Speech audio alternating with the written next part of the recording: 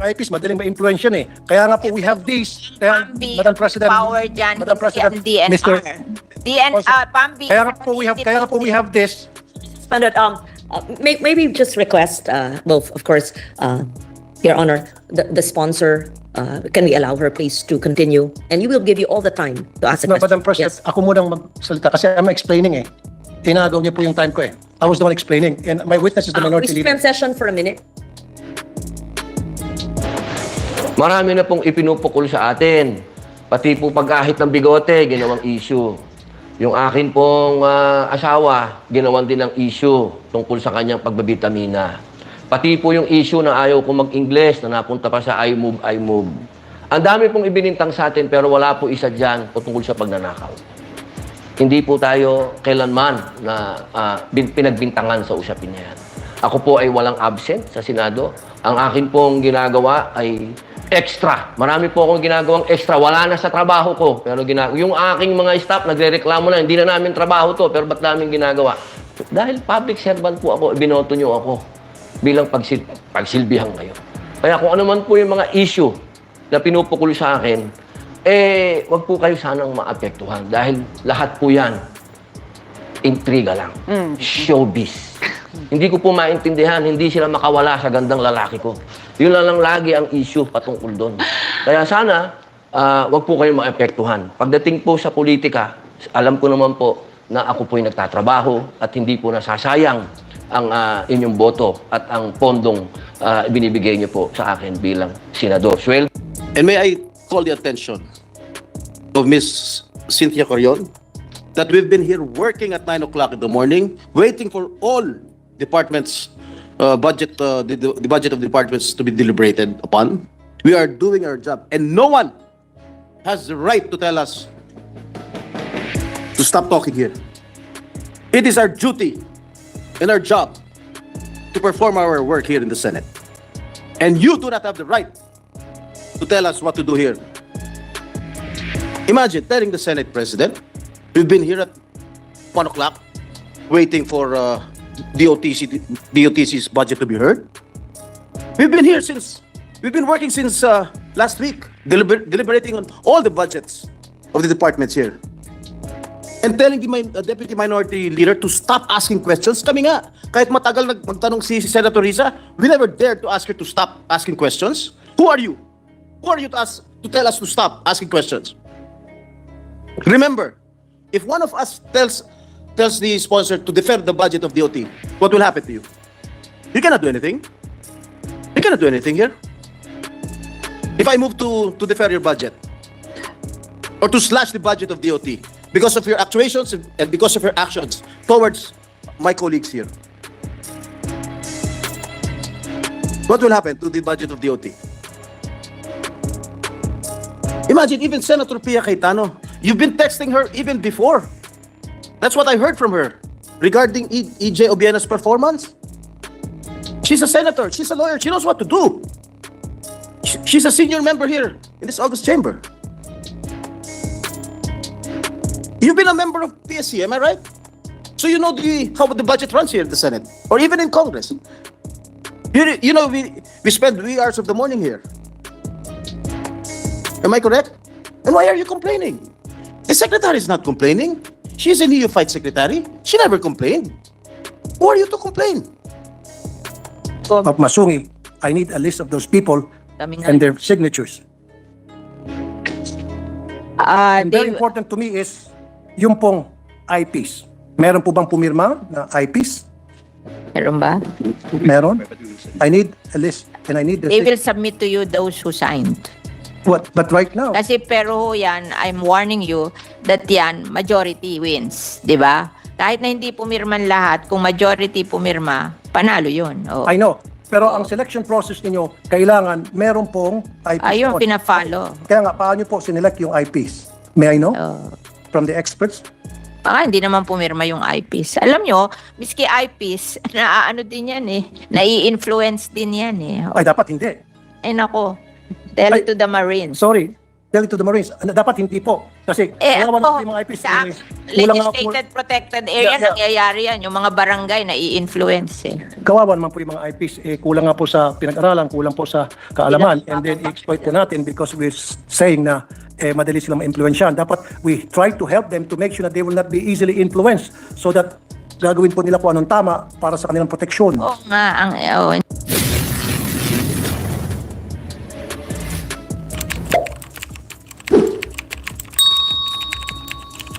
Ma-displace yung ating IPs para ma-exploit po yung ating mga lupain at masisira po yung ating tubig, ilog, mga puno, etc. Yun po yung point ko. And again, I don't disagree with you na kailangan din natin yung mining.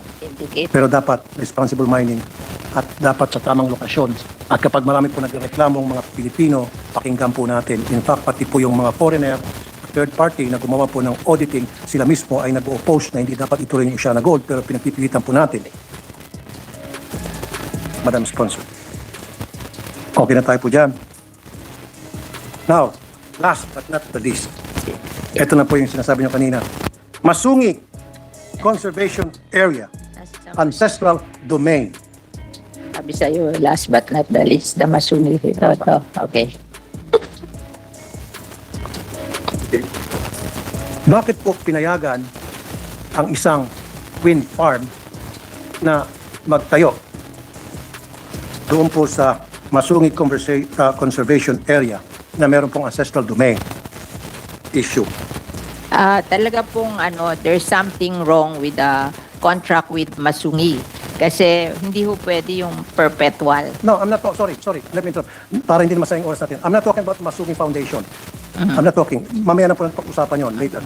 What I'm talking is just the Masungi Conservation Area, not the foundation. So, despite the fact na ito po ay declared as ancestral domain at meron pong nagkiklaim ng mga IPs at under proclamation number 1636, it was declared as a sanctuary, wildlife sanctuary and game preserve at hindi po dapat pwedeng panghimasukan ng anumang commercial activities, explorations, exploitations, etc. Dahil marami po mga ibon dyan at mga halaman na endemic po sa Pilipinas. In 2020, a proposal to measure the potential of wind energy was given to us by the family of the Yes, measure them.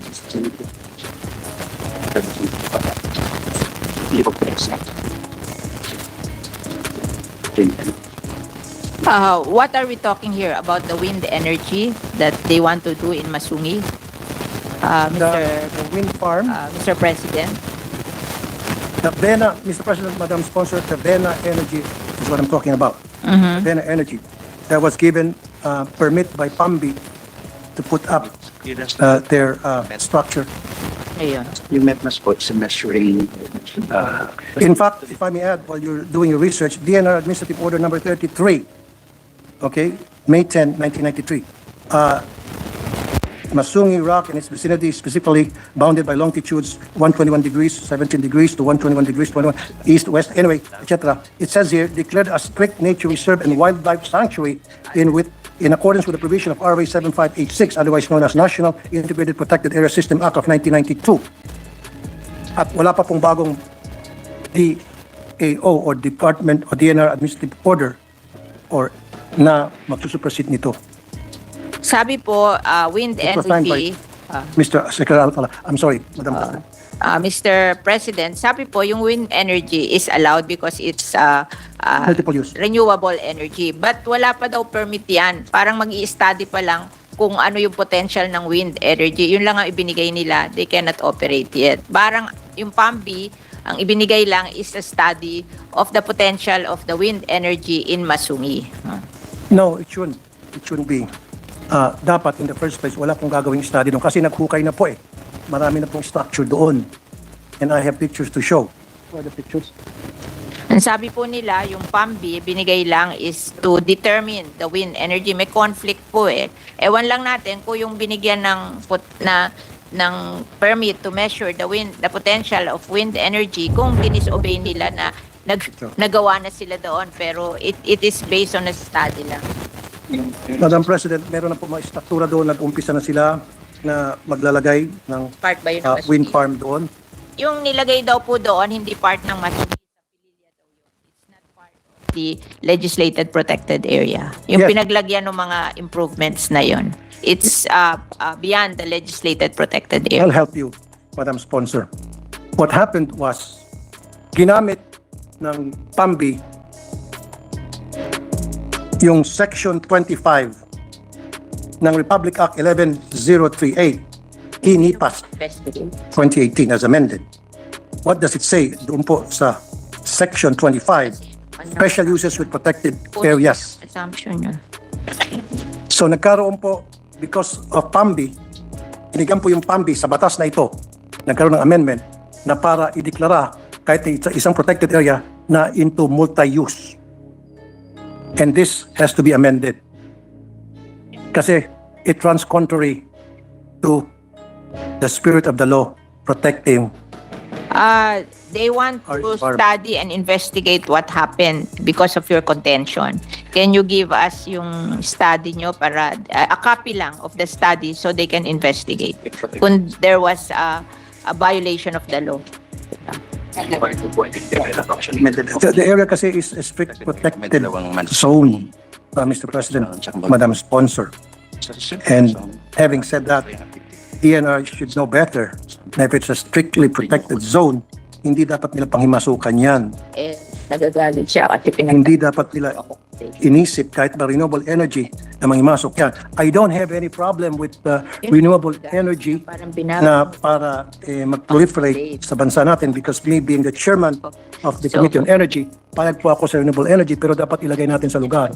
Huwag po doon sa mga protected area. Especially po na meron pong mga ancestral domain issue na dahil misplaced po yung mga IPs natin na walang mga boses at walang mga kalaban-laban, pinapalayas doon sa kanilang ancestral domain dahil sa ngalan ng development, aka salapi.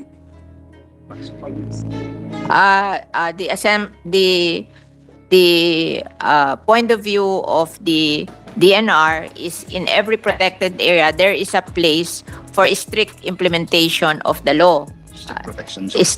They call it the strict protection zone. Tapos there are also areas in the protected area, yung tawag nila multi-purpose, multi-use zone. Yes. So hindi naman nila pinayagan doon sa strict protection zone. Doon lang sa multi-use zone. Exactly. Ngayon, kung may other complaints na pinaalis yung mga tao, ganun-ganon, then let's have the complaint and we will investigate. Exactly. Exactly. Thank you very much for that answer, Madam Sponsor. That's exactly what I want you to say. Now, ang nangyari kasi, nagkaroon po ng multi-use zone, classify po ng DNR using Section 25 of the ENIPAS law as amended 2018 from Republic Act 7586 of the NIPAS Act of 1992. Now, yan po, hindi ko na pwedeng contest yan dahil batas po yan. Okay? I will not contest. However, nakasaad dito, para ang PAMBI ay payagan na mag-classify na multi-use sa isang strictly protected area, kailangan, ito na po yung mention nyo kanina, Madam Sponsor, members of the PAMBI Board, which consists of DNR Regional Director, Governor, Senator of the Republic of the Philippines, who is duly registered resident of the province,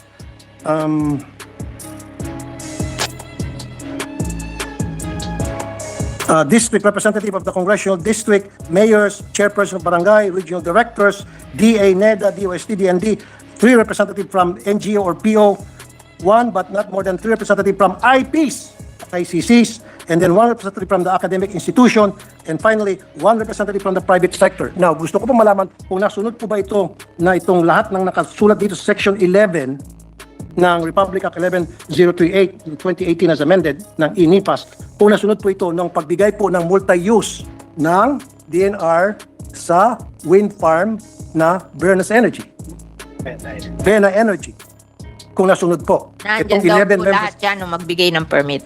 Well, can I see the list kung sino tong 11 na ito na pumayag na Yeah, we will ma-exploit po yung ating environment doon po sa Masungi? Sa amin, yung mga local mahilig. I need the list of those people na pumayag na i-exploit natin itong tinatawag nating Masungi Conservation Area na which is declared as a strictly protected area. So itong 11 members na nag-sign, members of the board sa PAMBI, allowing the exploitation Local of government. Masungi, I need a list of those people Kami na. and their signatures. And very They, important to me is yung pong IPs. Meron po bang pumirma na IPs? meron ba? Meron? I need a list and I need the They will submit to you those who signed. what? But right now, Kasi pero ho yan, I'm warning you that yan, majority wins. Di ba? Kahit na hindi pumirman lahat, kung majority pumirma, panalo yun. Oh. I know. Pero ang selection process ninyo, kailangan meron pong IPs. Ayun, on. pina-follow. Kaya nga, paano po sinelect yung IPs? May I know? Oh. From the experts? Baka hindi naman pumirma yung eyepiece. Alam nyo, miski eyepiece, naaano din yan eh. Nai-influence din yan eh. Ay, dapat hindi. Ay nako, tell Ay, it to the Marines. Sorry. Tell it to the Marines. Dapat hindi po. Kasi, kawawa na po yung mga IPs. sa Eh, aking kulang nga po- legislated protected area, Yeah. nangyayari yan. Yung mga barangay, nai-influence eh. Kawawa naman po yung mga IPs. Kulang nga po sa pinag-aralan, kulang po sa kaalaman. And then, i-exploit po natin because we're saying na madali silang ma-influensyahan. Dapat we try to help them to make sure that they will not be easily influenced so that gagawin po nila po anong tama para sa kanilang proteksyon. Oo nga, hindi siya maniwala na yung eyepiece yung pumirma. Kaya huwag mo na sabihin sa akin, ako, alam kong pwede yun, pero siya, ayaw niya. Kaya sige niyo na lang kung sino yung pumirma. Diba? I'll help you. Would you mind if I'll help you? Yeah, you're very welcome, Mr. Okay. President. Kasi bago po mapili ang isa o dalawa o tatlong IPs na sumama po sa PAMBI sa selection process. Number one, dumadaan yan sa Indigenous Political Structure or IPS. Okay? Ano po yun? It consists of tribal leaders that have exclusive right na para magpadala po ng representative nila kung hindi sila mismo ang sumama doon sa PAMBI. Number one. Number two, dapat dumadaan po sa tinatawag na FPIC, Free and Prior Informed Consent. Process ito na ipapakita na itong IPs were not coerced and were not influenced, just like what the good sponsor said na madaling na influence. Kaya nga po papasok itong proseso to make sure na hindi po sila na-influence, hindi po sila na-coerce. Ito po yung FPIC. And finally, evidence to 1 and 2 I mentioned, dapat may certification precondition or CP documents from NCIP pirmado na nagkaroon ng tamang proseso at pumayag ang IPs community. In the absence of these three, then invalid po yung pag-recruit nyo ng IPs para maging member ng PAMBI's board.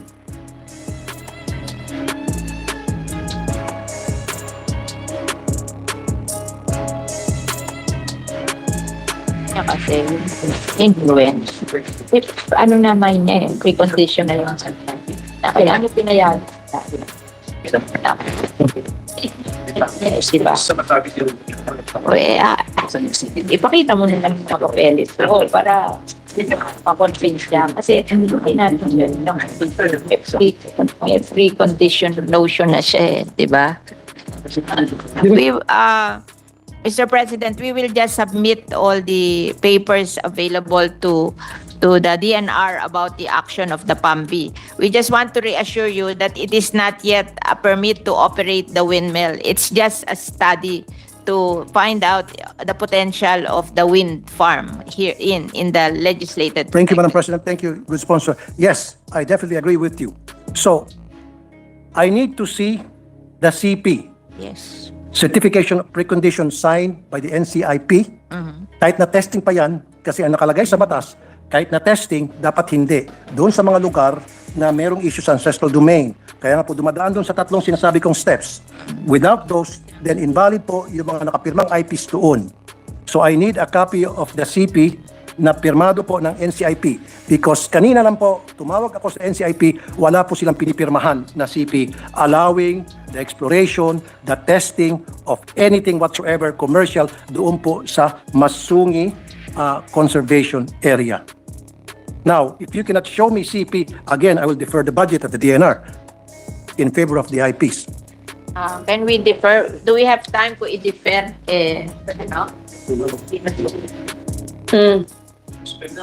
Wait. Wait. If the sponsor has a query, we suspend session first. I need a interpellation of Senator Tulfo, and would like to recognize the next interpellator, Senator Rizzo Hontiveros. I move that she be recognized. Thank you, Mr. President. While the documents are being printed, per the request of Senator Tulfo, we will hear the interpellation of Senator Hontiveros unless just a minute, unless Senator Tulfo is willing to finish his interpellation pending the submission of the hard copy to him. Okay, Senator Tulfo still has the floor. Let me just clarify that the documents are being printed, but if you will be happy with a soft copy, I saw it, it's 80 pages, and the DNR is in possession of the documents you requested for. That's it, including the CP? Everything. Madam President? The, All the application requirements, presentation?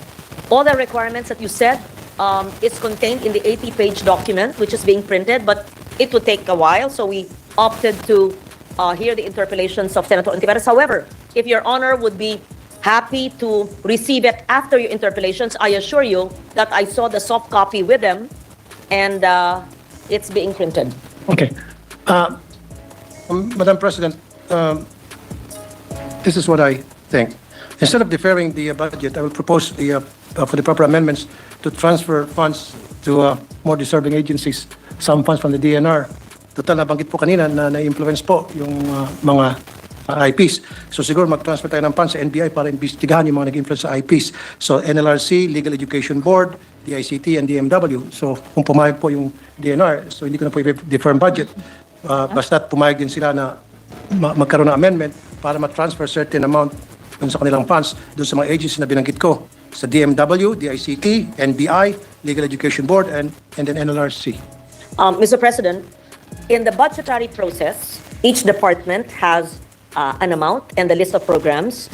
Your Honor mentioned many agencies, and perhaps it is our right to amend the budget, and you may submit it, but that is dependent on the subcommittee chair, Senator Villar, and the chairman of the Committee on Finance, and we could vote on it. Because, number one, amounts must be made, not just mentioned in generality, and perhaps what programs of a DNR do you want to defund? Perhaps you could ask that of the subcommittee chair. So, I understand where you're coming from. You may be frustrated with certain output of certain programs, and that's your prerogative. I've been through that also before. So perhaps you could mention the programs of the DNR that you think don't deserve the funding, and it is up to the chair of the subcommittee and the chair of the finance committee to agree to your recommendation. I understand, Madam President. Yeah. So I would submit those amounts in the amendments that I would like, that I wish to be transferred to the agencies that I did mention. However, for now, yeah, if the DNR wish to, they can submit to me, copies of those documents that they said they're trying to research now, and they are going to show me, especially those last documents that I requested, the certification of precondition signed by the NCIP. Now, if they're saying na meron po silang ganon, then I need the person that will show me the CP na signed ng NCIP, put that person under oath na yan ay valid documents, at kapag napatunayan na hindi valid yan, siya po'y makukulong, makakasuhan, dahil I just spoke to the NCIP people, main office and regional offices, wala po silang ini-issue yung CP. Now, kung otherwise sinasabi ng DNR na meron, then let's see. Yes, we recognize Senator Villar. Yes. They were the DNR was saying that what the IP signed is to make the study. There is no permit yet to implement the project. So when you cannot ask for the NCIP commitment because that is given when there is a project. But ito parang permit lang to study the project. So ang pumirma lang yung IPs. Yung IP representative. Kaya nga po, para makapagpirma ang isang IP representative, dumaan po dapat doon sa tatlong process na minention ko po. Number one, dapat may tinatawag na indigenous political structure. Tribal leaders po ang mag-assign, mag-designate kung sino ang allowed na mag-represent doon sa tribal group nila. Number 2, meron po yung tinatawag na free and prior informed consent to make sure po na ito po yung process ng NCIP to make sure na itong IPs were not influenced and were not coerced. And then finally, dapat po meron pong evidence of 1 and 2 that really happened, certification of precondition. Ito po isang documentation from NCIP to make sure, to ensure na nagkaroon po ng tamang proseso, and this should be signed na pumayag po yung IPs, and this document should be signed by the NCIP committee. Now, sabi niyo po, ang ginagawa ay testing pa lamang. Even though testing pa lamang, dapat po merong paalam sa mga IPs kahit testing pa lamang po yan. Mr. President, it is not the power of the DNR to appoint the IPs or to see to it that the right IPs are represented in the PAMBI. It's the PAMBI who will decide if they will accept the representation of the IPs. So, hindi po natin marirequire ang DNR doon kasi may right ang PAMBI to choose kung sino ang magiging member ng PAMBIs. It's according to the law. Madam President and the good sponsor, yes, kasi once na ginamit niyo po yung IPs, meron pong batas ang IPs sa pamagitan ng tribal group nila. You cannot just go to the IPs and approach them and say, hey, you, I want you to be... No. Kailangan po may proseso So, talaga. ang sinasabi ng DNR, hindi sila magpo-provide ng information na yun, kundi yung PAMBI.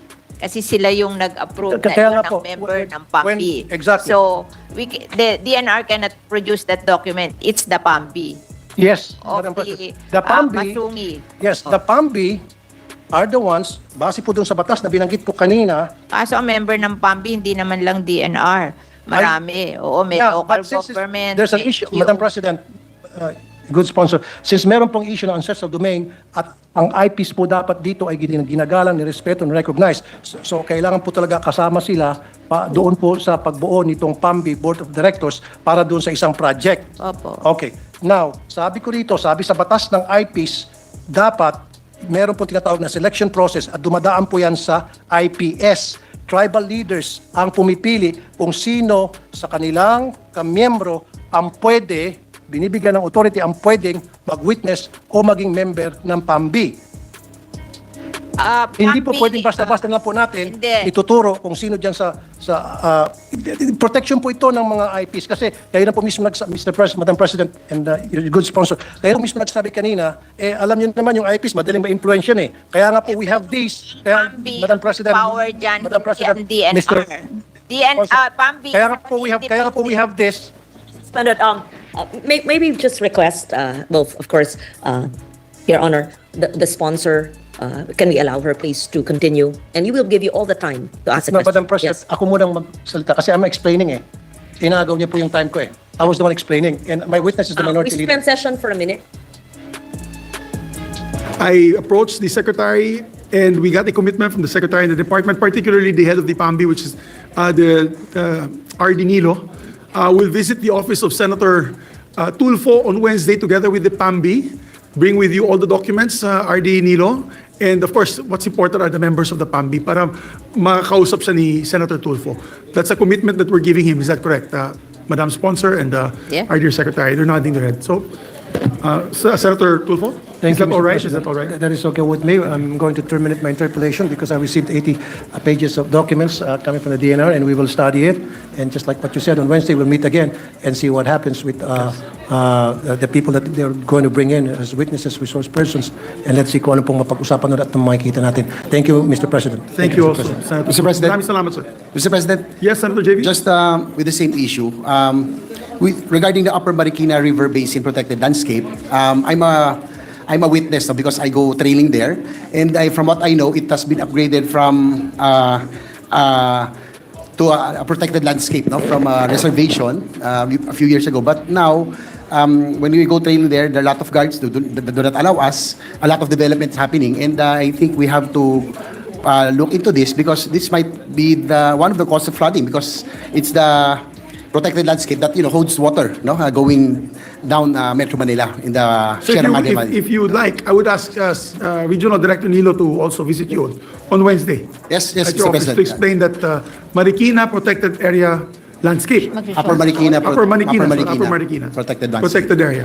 Mr. President, we Yes, want to Madam Sponsor. manifest that the DNR will issue show cause order to those who are... Hindi po, to explain lang muna kay Senator No, JB. but they are willing to issue show cause order for those who are not allowing Mga structures and stuff. to why they have structures and establishment in the legislated Yes, protected area. that would be good if you can do that. Let's be proactive. Let us be Mr. proactive. President, the minority leaders. Oh, yes. I minority want to leaders. join the Senator Ejercito in the meeting with the regional director because ako mismo 7 feet underwater kami sa Fairlane sa Marikina. So Oh, nakatira I si I need minority to know- leaders in Marikina. I need to know the root causes of the flooding. Yes. Mr. President. Okay. All right. So, thank you to my dear colleagues. So, Director Nilo, I will see you on Wednesday dito sa Senado. Thank you. Thank you, Madam Sponsor, Majority Leader. And may I call the attention of Miss Cynthia Corion that we've been here working at 9 o'clock in the morning, waiting for all departments' budget, the budget of departments to be deliberated upon. We are doing our job, and no one has the right to tell us to stop talking here. It is our duty and our job to perform our work here in the Senate. And you do not have the right to tell us what to do here. Imagine telling the Senate President, we've been here at 1 o'clock waiting for DOTC's budget to be heard. We've been working since last week, deliberating on all the budgets of the departments here. And telling the Deputy Minority Leader to stop asking questions. Kami nga, kahit matagal magtanong si Senator Risa, we never dared to ask her to stop asking questions. Who are you? Who are you to tell us to stop asking questions? Remember, if one of us tells the sponsor to defer the budget of DOT, what will happen to you? You cannot do anything. You cannot do anything here. If I move to defer your budget or to slash the budget of DOT because of your actuations and because of your actions towards my colleagues here, what will happen to the budget of DOT? Imagine, even Senator Pia Cayetano, you've been texting her even before. That's what I heard from her regarding EJ Obiena's performance. She's a senator, she's a lawyer, she knows what to do. She's a senior member here in this August chamber. You've been a member of PSC, am I right? So you know how the budget runs here in the Senate, or even in Congress. You know, we spend wee hours of the morning here. Am I correct? And why are you complaining? The secretary is not complaining. She's a neophyte secretary. She never complained. Who are you to complain? The secretary is a good friend of all senators here. She never complained. Kahit siguro alas 3 lamang here yung budget ng DOT, hindi magre-reklamo yan. Because she knows what's happening here in Congress, or in the Senate in particular. I think our colleagues, they deserve an apology from you. If the majority leader and Senate President will allow us to suspend the rules and Yes, actually, just to put it in proper perspective, my dear colleagues, for the information of the departments, we're just doing our constitutional mandate of hearing all the budgets and asking diligently where the funds are being utilized. We have no right to stop any member of the Senate to ask questions, propose amendments, and as Senate President, I will never do that to any of you. So it was very surprising that this person, Ma'am Cynthia, who's a friend of mine, we're family friends. And if it was just me, I would just let go of it. But when I heard that you were texting other members of the Senate, particularly more insulting messages to Senator Risa Hontiveros to stop asking the budget already of the DNR because, you know, you want to take over, you want the DOT to be next in line. That is not proper. That is inappropriate. And I think the sad part about it is she does not know you from Adam. So it is like a text it's like a angry text message from an anonymous person, which is, again, as I mentioned, inappropriate. And so I would like to ask the majority floor leader and the body to allow, please, before I do the motion, to allow to suspend the rules so that she may address us if she wants to apologize or not, because it is quite insulting to the members of the Senate. And we're not doing this to trample on anyone's rights. It's just that we are all working very hard. And the good gentleman from San Juan is absolutely correct. We've been here in the morning and we've been doing this for the last week. It's our 8th day. Our 6th day of doing this and going home at 2 in the morning. 8th day? It's our 8th day. My apologies. And we've done almost all departments. So my colleagues don't deserve that. My colleagues, never mind me. You can insult me, you can get mad at me, but my colleagues do not deserve that treatment from members of the government who are actually trying to sponsor their budgets. And so before I make a motion, Before I recognize our Deputy Minority Leader, I did not get any text from this certain head of the agency of PRA, Mr. President, but I just wanted to put on record my utmost disgust, dismay, and disappointment, especially coming from a fellow government official.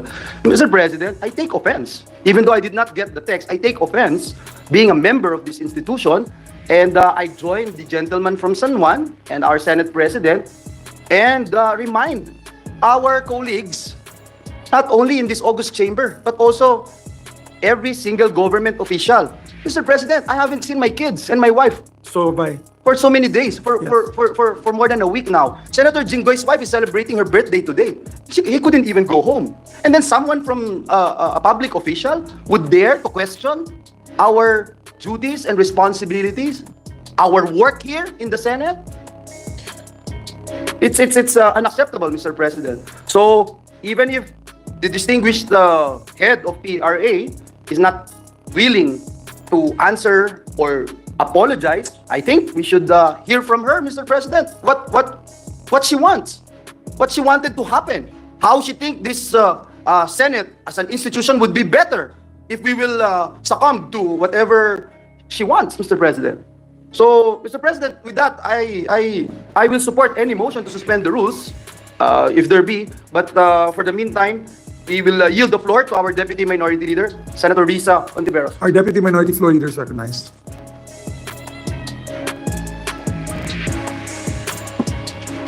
Salamat kaayo, Mr. President.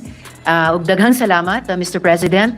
Maraming salamat kina Senator Jinggoy, Senator Nancy, who took immediate action on this when I brought it to her attention, to Senator Pia, the Majority Leader, all colleagues who came together this midnight to make things right.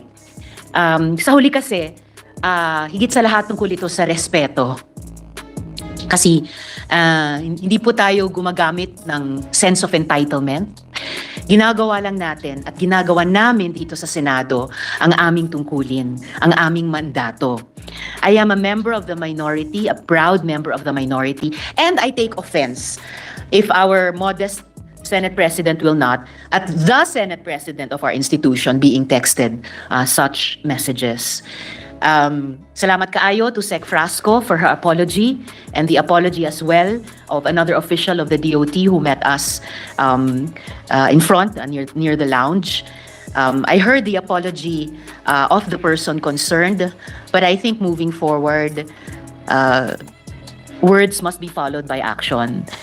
Pagwasto sa ginawa niya, hindi lang sa ilang individual natin pero sa buong institusyon natin. So I hope things can be set right in the next days. At hindi lamang sa Senado, pati sa publiko na sumusubaybay sa trabaho namin over the past 2 weeks. They at least, I think, appreciate the seriousness with which we do our work. Ano man ang oras, gaano man kami, kapagod o hindi pagod. Dahil sa huli, higit sa lahat, tungkol sa respeto at ang respetong binibigay ng mga senador sa aming trabaho. Salamat kayo, Mr. President. Thank you very much, Deputy Minority Floor Leader Risa Hontiveros. So, if the body wishes, and I believe the body wishes, with the permission of the body, we move to suspend the rules and ask her if she has anything else to say to the body. Davao and Isabela, no other than our idol, Senator Raffy Tulfo, to deliver his privilege speech. For distinguished colleague for the great provinces of Isabela and Davao, and our idol Raffy, Senator Raffy Tulfo is recognized. Maraming salamat, Mr. President. Mr. President, my dear colleagues, kagabi po, ako po ay pumunta sa isang lamay ng isang binata sa Nabotas na bago siya binawian ng buhay, punong-puno po siya ng pangarap para sa kanyang sarili at sa kanyang pamilya. Ito po ay si Jinggoy Baltasar na pinatay ng mga Nabotas PNP dahil sa mistaken identity. Ayan po siya. Kung malalapatin niyo po, I would like to share a short video of my conversation with the mother of Jinggoy. Meron po tayong video. Na pumunta rin po. Meron po mga SWAT na pumunta rin po doon na nakatutok po doon sa bangka. Ang inaano ko, baka SWAT po yung nakapatay sa anak ko kasi sa ulo po yung tama niya. Mahinang audio. Dapat po yung nangyari, mga alauna po. Posible po hindi nila nakilala yung anak ko. Sana po tinanong nila kung ano yung pangalan ng anak ko. Sasali ko na rin po yung, di ba po patay na yung anak ko, nakalagay po siya sa styrofoam. Nandun po yung mga polis, meron po lalaki bumaba, hinila pa po yung anak ko sa may buhok. Tapos po, ang ginawa niya, pinag-isipan niya po pa po yung anak ko. Meron po talaga nakakita na patay na yung anak ko, pinag-isipan niya po. Tapos may balak siyang parang babaunan niya pa ng droga yung anak ko. Meron po Nakakadurog po ng puso at nakakagalit ang sinapit niya sa kamay ng ating mga kapulisan. Mistaken identity. Kumbaga, sa mga pulis, siya na, kala namin ibang tao ka.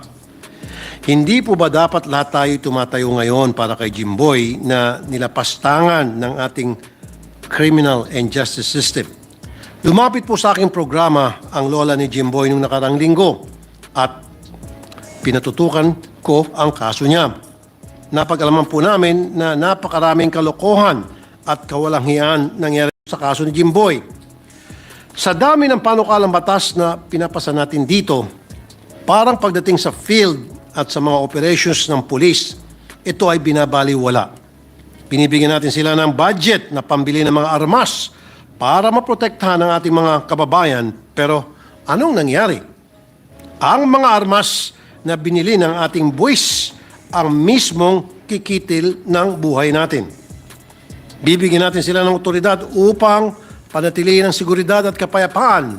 Pero sila mismo ang sanhi ng takot at gulo at paghasik ng lagim. Mr. President, itong nakarang Lunes sa pamumuno ng Chairman ng Committee on Public Order na si Senator Bato de la Rosa ay inimbestigahan ang pagpaslang kay Apari Vice Mayor Romel Alameda at iba pa niyang kasamahan. Marami po tayong natutunan sa hearing na yun at kung anong mga batas ang dapat ipasa. Sa katunayan, umuusad na po ang ating bill na body-worn camera, CCTV sa mga jails at prisons at ang Checkpoint Regulation Act. Pero, nais ko po ulit kumatok sa pinto at sa puso ninyo, lalo na sa Committee on Public Order at kay Senator Bato. Sana po ay maimbestigahan din po natin ang nangyari kay Jinggoy. Ang kaso niya at ang nangyayari sa kanyang pamilya ay siyang nangyayari sa mas nakararami nating mga kababayan. Mr. President and my dear colleagues, our criminal justice system is not the same for the rich, powerful, and influential as to what is being applied to our ordinary citizens, most especially the poor and the powerless. Let me lay down a few of the issues that I hope will be addressed. First, the operations procedure. There is a selective application of the PNP operational procedures. I commend the PNP for having a very extensive and well-written manual, as you can see in the presentation. Napakaganda po ng mga nakalagay. Napakaganda kung ito ay nasusunod at pinatutupad sa lahat ng sitwasyon at kahit sino pa ang kaharap nila. In the 2021 revised PNP Operational Procedures Manual, they introduced the use of force continuum policy. Here we see the three approaches for the use of force continuum, starting with non-lethal approach, moving to less lethal approach, then going to lethal approach. Makikita po dito na ang kada sitwasyon na kinakaharap ng ating mga kapulisan ay may akmang action na dapat gamitin. Sa kaso po ni Jinggoy, isang 17-year-old na nasa bangka at balak na mangisda, sa kataasan ng araw, walang armas at hindi naman ng laban. Dumiretso agad sa lethal approach ang ating mga pulis. Ang lethal approach po ay ginagamit kung armed at dangerous po ang suspect at kung may unlawful aggression or intention to cause severe injury, serious bodily harm or death to police officers and other people. Kahit balibalik na rin po ng kwento ni Jinggoy, paano magiging threat itong bata na ito sa isang grupo ng kapulisan na armado ng mga M16 at 9mm. According to the PNP manual, the use of handguns and rifles are authorized only to prevent or repel the unlawful aggression. Nandun po yung mga polis. Meron po lalaki bumaba. Inilap po yung anak ko sa may burak. Tapos ang ginawa niya. So pinag-isipan niya po yung anak ko. Meron po talaga nakakita na. Kasi na yung anak ko, pinag-isipan niya po. Tapos may balak siya parang pabakulan niya pa ng droga yung anak ko. Si Jinggoy. Meron po mga SWAT. Din po ang warning shots. Punta rin po doon na nakatutok po doon sa bangka. Ano ko baka Outnumbered. nakapatay sa anak ko kasi sa ulo ko yung tama niya eh.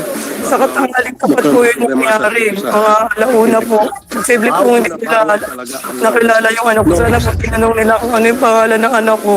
Sa kasi sasali ko na rin po yung di ba po patay na yung anak ko, nakalagay po siya sa styrofoam. Ano po yung mga polis, meron po lalaki po, inilap po yung anak ko sa may burak.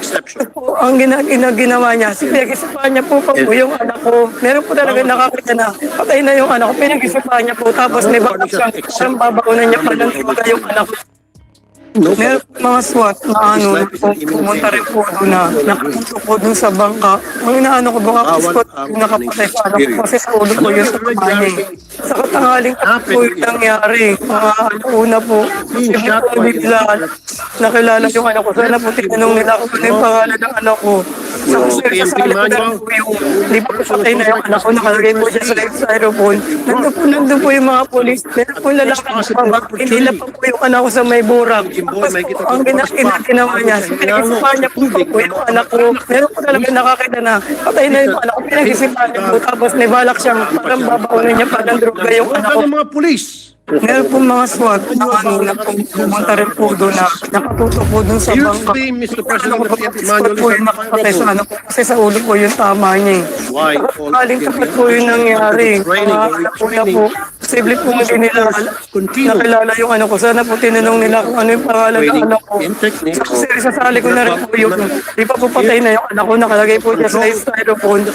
Nandun po yung mga polis. Meron po lalaki bumaba. Inilap po yung anak ko sa styrofoam. Mga PNP officers na ginawa niya. Pinag-isipan niya po yung anak ko. Meron po talaga nakakita na. Pinag-isipan niya po. Tapos may balak siyang parang droga yung anak ko. the joint manipulation. Meron po mga SWAT na pumunta rin po doon na nakatutok po doon sa bangka. Ano ko baka po yung nakapatay sa anak ko kasi sa ulo ko yung tama niya. Sa tangaling tapat po yung nangyari. Mga alauna po. Posible po hindi nila nakilala yung anak ko. Sana pinanong nila kung ano yung pangalan ng anak ko. Kasi sasali ko na rin po yung ipapatay na yung anak. Expert sa martial arts. And he knows that. We also need to equip them with weapons so they could implement the less lethal approach when needed. These impact weapons include batons, truncheons, tasers, or pepper spray, or even arnis. And of course, proper training so that these equipments could be used in a calibrated way and not to cause serious injury or death.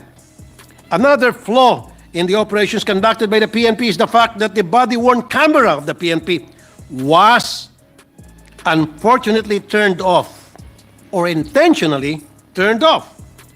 As mentioned earlier, the body-worn camera bill is already moving. The police officer in charge of the equipment must ensure that it is functioning or an alternative recording device is used at all times, or else he will be held liable criminally. Such act should be considered as tampering of evidence. Kung nakabukas lang po sana ang kamera ng pulis, edi sana mas madaling na isampa ang tamang kaso laban sa mga pumatay kay Jinggoy. At isa pang sabwata na nadiskubi po ay ang pagtanggi ng investigador na iparapintes ang 6 na pulis na involved sa operasyon. Bakit pag ordinaryong tao ang akusado, hayok na hayok sila sa pagdiin ng mga krimen? Minsan, nagpaplanta pa ng ebidensya. Pero dito, ginagawang lahat upang sanggain ang investigasyon dahil kabaro nila ang sangkot. And as if the death of Jinggoy is not enough, the road to justice proves to be difficult yet again for Jinggoy's family. As with most cases, where the victims are poor and powerless. Sa unang pag-imbestiga, ang 6 na pulis na sangkot sa pagkamatay ni Jinggoy ay sasampahan lang ng complaint for reckless imprudence resulting in homicide. Sampal sa pamilya ni Jinggoy ito. Aksidente lang pagkamatay niya? Parang nasagasaan lang sa kalye? Sinong niloloko nyo? Mga lespo. If we permit this kind of reasoning in Jinggoy's case, it will be like a free pass for all abusive police officers to shoot whomever they want and claim mistaken identity. My office is preparing a bill that would ensure strict compliance with the PNP Operations Manual, particularly for law enforcement operations, including the use of force continuum. This bill will hold law enforcers liable for deaths and injuries during law enforcement operations in violation of the PNP procedures. Mr. President, my dear colleagues, we have punished the crime for plunder. Ang plunder po ay pagnanakaw lang talaga, pero binigyan natin ito ng matinding kaparusahan dahil ang nagnakaw ay public official at pera ng bayan ang ninakaw. Sa panukalang batas na ipapasa ko, hindi simpleng reckless imprudence resulting in homicide ang kaparusahan sa mga pulis na pumapatay habang nilalabag ang operations procedure nila. Dapat po sila ay may mas mabigat na kaparusahan. They are paid to protect, yet they are the ones threatening the lives of our citizens. We arm them using tax money, and yet they use it against the people they are sworn to protect. This deserves a grave penalty. We have to enforce our laws on our law enforcers. Mr. President, my dear colleagues, my heart goes to the family of Jinggoy. But you know, it also pains me to castigate our police officers all the time. Kasi po, karamihan naman sa kanila ay nasa ayos ang pagsiservisyo. Nadudungisan lang ng ilan o kulang lang ng suporta mula sa itaas. Let us work together to elevate our law enforcers. They should be respected and not feared. With the help of Senator Bato de la Rosa and everyone here in the Senate, I know maayos din po natin ito. Maraming salamat po, Mr. President. Maraming salamat, Senator Rafi. Mr. President, if I may, I know that we are pressed for time, and I just have one question. If my distinguished colleague, Senator Tulfo, would yield to just one question, Mr. President. First of all, Mr. President, let me take this opportunity to extend my sincerest condolences to the family left behind by Jinggoy Baltazar. My thoughts and prayers are with you all. Secondly, Mr. President, I joined the gentleman from Isabela and Davao in strongly condemning the brutal killing of Jinggoy Salazar, a 17-year-old who dreams of becoming a seaman someday, Mr. President. Just have one question, if my distinguished colleague would yield. Just one question with regard to the seemingly, Mr. President, paulit-ulit na nakakasama ng loob, nakakasalukasok ng mga pangyayari na nagagawa. I'm sure hindi ito sinasadya, pero nagagawa, nakukumit pa rin ng kapulisan. If the gentleman would know if in the past 5 years perhaps, police violence na nag-lead sa kamatayan, mistaken identity, may numero ho ba tayo nito para sabihin ito ay talagang parang wala hong nangyayari? Kasi kahit sabihin po na babaguhin na naman natin yung manual, etc. Mr. President, I just would like to put on record, and you, Mr. President, and I are authors of resolution investigating the killing, Mr. President, if you would recall, the 17-year-old Kian Lloyd De Los Santos. Mr. President, he was killed in the same day, today, August 16, 2017. Same day, 6 years ago, Mr. President. He was shot 3 times in the head despite begging for his life. Yung 19-year-old po, si Carlo Angelo Arnaiz, who was handcuffed, beaten up before being killed. And Carl's friend and witness to the murder, yung 14-year-old, si Reynaldo de Guzman, whose body was found floating in a creek with 31 stab wounds. All these killings, Mr. President, were committed by the Caloocan City Police. So, Ginoong Pangulo, may distinguished colleague, may data na po ba tayo kaya? Kung ilang beses na po itong nangyayari, baka kung i-impose natin ng death penalty, ito yung unahin natin. Maraming salamat, Your Honor, Mr. President, for that question. As far as data is concerned, no, we don't have that. And certainly, the policemen or the PNP would not ever give us those numbers. On the other hand, let me tell you, Mr. President, Your Honor, the reason bakit hindi ito mapahinto, paulit-ulit na lang, you said, and I agree with you totally, through the years, it happens again and again and again. And the thing here that I saw, the main problem is doon po sa recruitment. Kasi it starts with the recruitment process. Dapat nasasara talaga yung mga hindi karapat-dapat mag-training at yung mga pulis na dapat hindi na maisalang at maging patrolman pa or starts from the bottom, maging kabo. Why? Because marami sa mga kapulisan natin ang may topak. Sorry for the word. May sira sa ulo. Pero nakakalusot dahil malakas nirekomenda ng mga Poncio Pilato. So, nakakalusot sila na dapat doon pa lamang sa screening process, nasara na sila.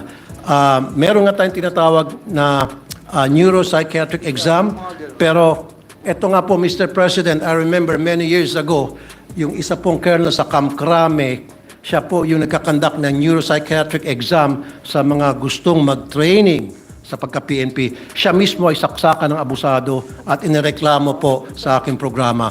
Kung yung mismo nagsasagawa ng neuropsychiatric exam para sa mga gustong mag-training sa pagka-pulis, ang mismo may topak sa ulo, then nakikita niyo na po yung maging problema. At ito pa po masakit. Noong panahon po ni PRD, ni President Rodrigo Duterte, dinoble ang sweldo ng mga pulis natin. So, inakala po natin lahat kapag nadoble na ang kanilang sweldo, gaganda na ang kanilang serbisyo. Pero lalong lumala. Saan po yung problema rito? Again, hindi po nasara yung pagpasok ng mga pulis na kung saan-saan lamang nanggaling at pagdating sa training, sila ay tinulak lamang na maging pulis ng kanilang mga padrino at hanggang sa makapasok sila maging PNP. So it is time na dapat yung mga pulis natin is quality, not quantity. So again, Mr. President, akin pong tututukan ito to make sure ito mga ginagawang pang-abuso nating kapulisan, masisilip ko at maparusahan ang dapat maparusahan. Thank you very much, Mr. President. I certainly agree with the observations made by our distinguished colleague, yung sa recruitment. Mr. President. Okay. May binigay isang staff ko, 6,000 police killings in general. Wow. Between 2016 to 2021. Pero this is in general. Hindi dito kasama yung killings dahil sa mistaken identity, killings dahil sa pang-abuso, killings dahil sa salvage. So ito ay general lamang. So yung tinatanong niyo po ata is yung specific to police brutality. Ito po, general to. Thank you, Mr. President. And as I was saying, Mr. President, I agree with you that we should scrutinize yung mga papasok. And at the same time, yung mga nakapasok na, dapat na-check din. Kasi, sabi nga nila, power corrupts, and it corrupts absolutely. When you have that power, at the same time, Mr. President, kung papahawakin natin sila ng baril, hindi ho dapat napapasakamay ng may topak ang baril na binili mismo. Binanggit nyo ho kanina, yun ang napakasakit. Imagine, taxpayer po yung nagbayad nitong mga armas na ito na kumitil sa buhay ng mga kabataan natin na walang kamalay-malay. I am not making a sweeping judgment sa kapulisan natin. Hindi lahat ganon. Kami sa kanila pang ganon. Ngunit meron talagang bad eggs na kailangang i-address natin itong problemang ito, Ginoong Pangula. And as I promised, I only have one issue. Yun lang po, yung data doon. And again, I would like to remind the body that 6 years ago, August 16, the same day, 2017, pinatay ang 17-year-old na si Kian Lloyd de los Santos. Mr. President, how many more of our youth should suffer as a consequence of our law enforcers' reckless actions? So we are calling our government, our law enforcement, the DILG to look into this, into the procedures and protocols of our law enforcement officers to prevent a similar incident from happening again. Maraming salamat, Ginoong Pangulo. Maraming salamat, Senator Tulfo. May dagdag ko lang, Mr. President, Your Honor. Ang sinasuggest ko rin, on a yearly basis, kailangan sumailalim yung ating mga pulis sa tinatawag na neuropsychiatric exam at random drug test. Kasi nga, ang nangyayari ngayon, minsan lang sila neuropsychiatric exam and then after that, go na sila, libre na sila.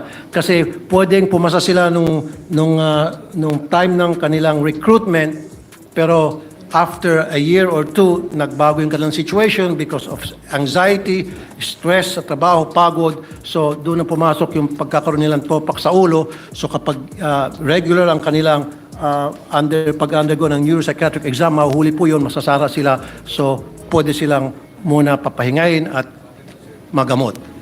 Thank you, Mr. President, Yes, Senator Escudero, sir. may I make a brief manifestation so as not to belabor the point given that Senator Villar will be sponsoring. I just want to take advantage of my rare presence in plenary.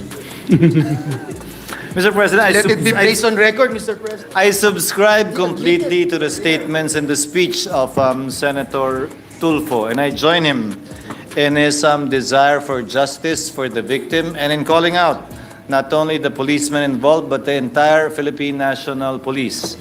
What struck me, Mr. President, was the statement made by the good gentleman with respect to magkabaro kasi at pinoprotektahan nila ang mga sarili nila.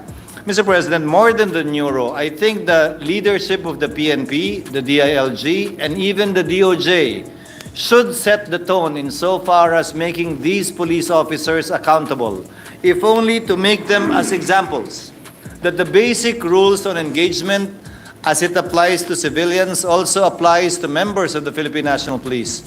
They can only shoot and fire upon and even kill someone in self-defense only. Hindi porkit kriminal, nagnakaw, may pinatay, may ginahasa, nakita mo naglalakad palayo, kahit gaano kalala yung krimen niyang ginawa, pwede mo nang barilin at patayin kung wala namang panganib sa buhay mo mismo nung tinatangka mong hulihin o habulin siya. Sa kasong ito, kung hindi ako nagkakamali, Ginoong Pangulo, nasa laot yung binaril nila. Wala namang hawak na armas. Malayo sa kanila. At ni walang panganib sa buhay nila. Makatakas na kung makakatakas, pero hindi sila pinapayagan ng batas. Naputukan, lalo na barilin at patayin. The rules of engagement are quite clear. And I do not understand why Philippine National Police members, whatever rank, whenever they entered, whether they passed the neuro or not, cannot understand that and put that in their thick heads. They should try to arrest, but if he escapes and runs, hindi niya pwedeng putukan kahit sa paa para madapa at mahuli niya because still, there was no threat to his life that he needed to defend himself. The reason, Mr. President, why we gave our law enforcement personnel guns was not to shoot anyone who they think is guilty of a crime. Only a judge can decide that. The purpose and reason why they have guns is to protect themselves and to protect the civilian population from violent criminals. It is not a license to shoot anyone that they think is either guilty, even if he's actually guilty, of having committed a crime. During the budget deliberations, I will join the distinguished gentleman in asking accountability from the PNP, not only the PNP, also the DLG, also the DOJ, especially insofar as the kind and nature of the offense or crime they will be filing against these police officers. It cannot be merely abandonment of a victim, for sure, Mr. President, Your Honor. It cannot be merely violation of PNP standard operating procedures and protocols. This is either homicide or murder, and nothing prevents the prosecutor evaluating this case in preliminary investigation from filing a case for murder, because it can always be lowered to homicide. But filing a case for homicide can never be elevated to murder. Filing a case, Mr. President, for a similar act of abandoning a victim cannot be elevated to murder anymore. A safer recourse on the part of the DOJ would be to file the higher offense, because anyway, the policeman can be convicted of a lower offense should the evidence point to the lower offense. I submit, Mr. President, and I thank the gentleman for the time he allocated to me. Thank you for your manifestation, Your Honor, Mr. President. Thank you. Senator Risa Hontiveros is also Yes, Mr. President. raising her hands.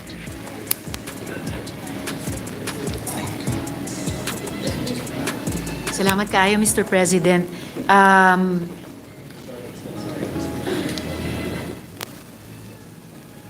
Bilang pagsuporta po sa privilege speech ng good gentleman mula sa Isabela, maikling imamanifest ko lang po unang-una na tulad nila, nakikiramay ako sa pamilya ni Jinggoy Baltazar. And Mr. President, I welcome the decision of the PNP IAS to file administrative charges against and relieve the Navotas police chief who covered up the involvement of police officers in the killing of Jinggoy Baltazar. However, while this is a first step towards accountability, relief from position is not justice. It is appalling that at least 11 police officers committed an overkill shooting of one 17-year-old boy. Standard procedure po ba para sa police officers na mag-shoot on site at hindi tangkaing i-aresto yung tao? Kita naman po natin sa use of force continuum ang sagot. Therefore, I urge the Ombudsman and the Department of Justice to further investigate the Navotas police chief and police officers for obstruction of justice. After it was discovered, they had altered the report on Jinggoy's death to remove the names of the 11 officers. Oras ng sampahan ng kasong kriminal ang mga pulis na inaabuso ang kapangyarihan nila para maiwasan ang saklaw ng batas. Like the minority leader, I will file a resolution to urge a Senate investigation on this issue. Also in the spirit of the privileged speech of the good gentleman from Isabela, para maisiwalat na ang mga cover-up operations na tila binabastos ang integridad ng PNP at lalo na ng taong bayan. Finally, beyond this specific case, Mr. President, the Senate should consider investigating if similar tactics have been used in other police operations.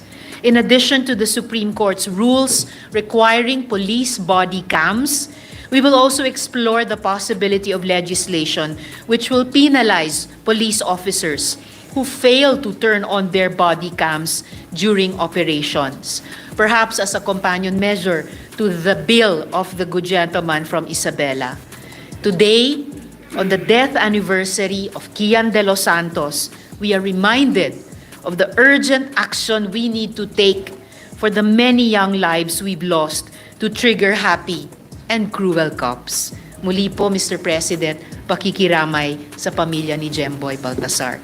Oh, and lastly, Mr. President, the 6,000 killings cited by the good gentleman from Isabela are the killings acknowledged by the Philippine National Police in the course of the bloody war on drugs. Salamat po. Salamat kayo, Mr. President. Thank you very much, my distinguished colleague. And we'd like to also congratulate Senator Raffy Tulfo for taking this up on the floor today and in the consciousness of each and every senator. Pinapanood ko nga yung news gabi-gabi at yan pong laman ng news. Naawa po ako nung unang nakita ko po yung kanyang nanay na umiiyak via Zoom nung nandun pa siya sa Middle East.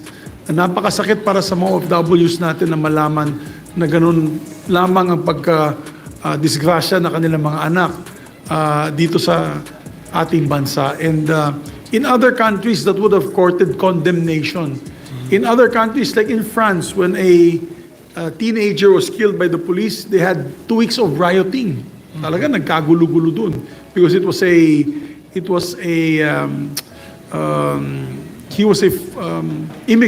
immigrant boy na binaril ng police na nagkagulo-gulo. In the United States, they launched the Black Lives Matter movement. There was a lot of movements in the United States dahil sa pag-aabuso ng mga police. Kaya tama lang po ito na dapat talaga magkaroon po tayo ng review ng kanilang manuals, training manuals. I am fully supportive of our armed services. I'm a very strong supporter of rule of law. But that is the whole point, rule of law. There are laws and procedures to be followed. So the law enforcers should also follow the rules of the law. Hindi po, they cannot take the law into their own hands. Kaya tignan natin, meron na po tayong dashcam, meron po tayong pending dashcam bill. Taasan natin yung parusa pag nakasirado po ang yung mga dashcams na ibibigay natin sa police. Sa ibang bansa, tanggal ka agad yun. Pag in-off nila yung dashcam po nila, tanggal automatic yan sa serbisyo sa Estados Unidos. May mga states na ganun. So we can do many things to correct this. Pero nakikiramay po kami sa pamilya ni Jinggoy and sana po wala na po mangyayaring ganito sa ating mga kababayan. I hope in the near future. So we thank you for your vigilance on this and taking this up in the plenary today. Thank you, Mr. President. Thank you, sir. Mr. President, the minority leader is also seeking the floor. I move that he be recognized, Senator Coco Pimentel. Our distinguished minority floor leaders recognized. Thank you, Mr. President. First of all, congratulations sa ating kasama rito, ang ating idol, dahil sa na-take up natin itong topic na ito. Although, nag-file na po ako ng resolution to Yes, I saw it. We read it today. this killing.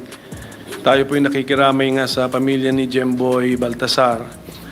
Pero itong usapan na kailangan ayusin, i-review, i-update ang police manual of procedures, naririnig ko na po ito sa panahon pa ng tatay ko na ito, topic na po, and nabisita nga actually yung police manual of operations, pero iba kasi yung reality versus or theory versus practice, Mr. President. So even if may manual sila, dapat siguro daan-daanan nila at siguro din maintindihan po nila anong not only the letter of what is there but the spirit, bakit nandun yung rules na yon. So siguro pag hearing po ng aking resolution together with the privilege speech, i-telegraph na natin yung iti-take up natin sa kapulisan itong pagpatay kay insidente na napatay si Jinggoy Baltasar, the police manual of operations, pati Mr. President, pati yung mga iba para pakita natin sa kanila we're aware of the although kay Jinggoy yung resolution, pati iba nalala ko yata mayroong yung mga napatay just because nag-violate sa checkpoint. Ilan yan?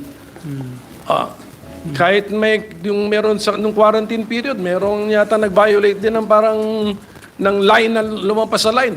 Patay din. Ako, naalala ko pa nga itong sa Parañaque. Diba? Mag-ama.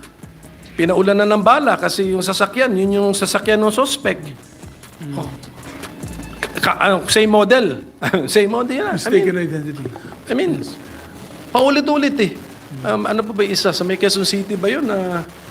Ganun din. Sasakyan dahil sa pag-describe, ito yung sasakyan. Lahat ba ng sasakyan na ganun? Papaulanan na nila ng bala. ang namatay yata dun sa Quezon City is rinarush sa hospital. Yan. So, lahat po na ito, I mean, balikan po natin para makita natin na all lives are important.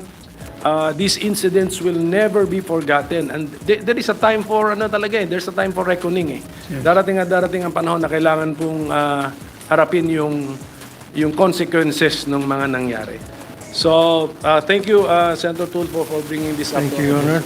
Timing po yung speech niyo, Senator Raffy Tulfo, dahil nag-file nga po ng resolution si Senator Coco Pimentel. We just referred it to the Committee on Public Order and Security together with the Committee on Justice.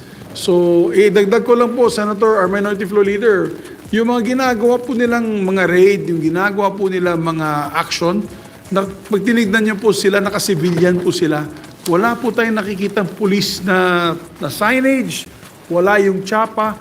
Pero mo nakakatakot yun. Sir, this could be considered an armed group. How would you know if pulis yung kausap mo o hindi? Diba? Nakakatakot talaga. Kaya kailangan na talagang magkaroon ng standard operating procedures and they must follow it to the letter. Another information to the body, we're also going to tackle the panay lobby dito ng police hierarchy, yung PNP modernization bill. So, pwede natin isingit din dyan. Yung mga panukala, mga plano po natin para mapatibay po ang pagrespeto ng batas, lalo na sa pagdating sa police operations. Yeah, Mr. President, thank you. If I may add, I do agree with Senator Chis Escudero said a while ago, every time an incident like this happens, dapat we should also always call the attention of the DILG and the PNP, the Chief of Police, the Chief PNP, dahil sila naman po ang gumagawa ng mga policy at procedures. So, dapat pag may nangyaring naulit tong ganitong insidente, pati sila, meron pananagutan, pati sila dapat magpaliwanag sa atin. Thank you, Mr. President. Thank you very much. Tao, sir, ginagawa lang. Ito, sir, you may or may not answer. Pero I know you, sir, to always have no filter and be honest. Lagi kang honest, sir. Sa tingin niyo, sir, ginagawa lang to ng ibang tao. Hindi na ho tayo, hindi ko alam kung sino ho, sir, pero ito ang sabi-sabi. Ginagawa lamang daw ito para daw ho sa eleksyon. Para magpapogi. Sistema yan. Dapat natin paniwalaan din ng mga opinion na yan. Kasi madalas ganyan. Yun naman. You think there's some truth? Siyempre naman. Okay. Ayan na, 2025. Correct, nandyan Pero na ang kailangan natin mangyari dito, kay anuman ang kanilang intensyon, kailangan itong pumasa. Pero tanong ko, sir. Kailangan itong pumasa. Ano man ang intensyon? Ano, sir? Kung yun man ang intensyon nila at ito ang resulta na mapapaganda ang buhay ng mga mamamayan natin, Bakit bahala kayo magpapogi. Itong sa 100 peso minimum wage hike, paano naman ho yung mga employers?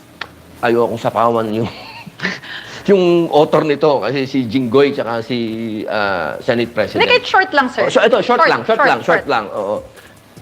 Hindi naman ang Senado po, hindi po ito gagawa ng isang bagay na walang study. So, ito lang po yung sinisigurado ko sa inyo.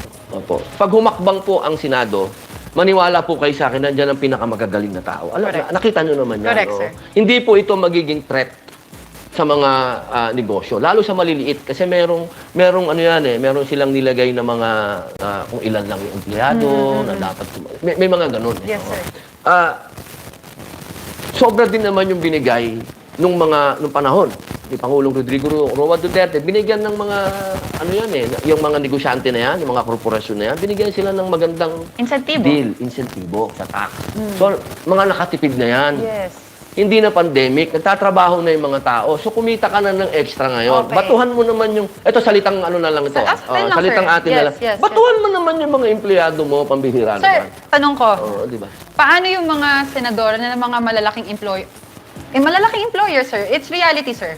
Na meron ho tayong mga kasama sa Senado na big employers. Ano naman, sir, yung pakiramdam nila? I'm not asking, sir, yung kung ano sa tingin kung ano yung sabi nila, pero sa opinion ho ninyo, during plenary sessions, during hearings, during discussions, lumalaban ba sila, sir, dyan? Hindi. Ito, witness ko to. Nakita ko talaga. Saksi ako. Kilala naman natin kung sino ang mga bilyonaryo at milyonaryo, sino naman ang mga nasa Senado. Wala naman pumalag dyan. Nung nilabas yung 100 peso, na yan. Wage hike. Lahat yan. Mabilis na mabilis yan. Ito ang pinakamabilis sa lahat na pumasa ng third reading. Bukod sa, hindi, yung maharli ka, ano nga, medyo tumagal-tagal pa yun eh. Pero itong bilis. Okay. Ano to? Naniniwala naman ako. Na-deserve. Ang liit nga nun. Sa totoo lang, ako sa aking mga workers, nasa 1,000 a day na ako. Okay. Sir, Ang dapat nga, ang bayad nga sa worker ngayon, nakita ko nga nung nagpaano ako ng data, nakalagay doon, 1,120. Uy, kulang pa pala ako.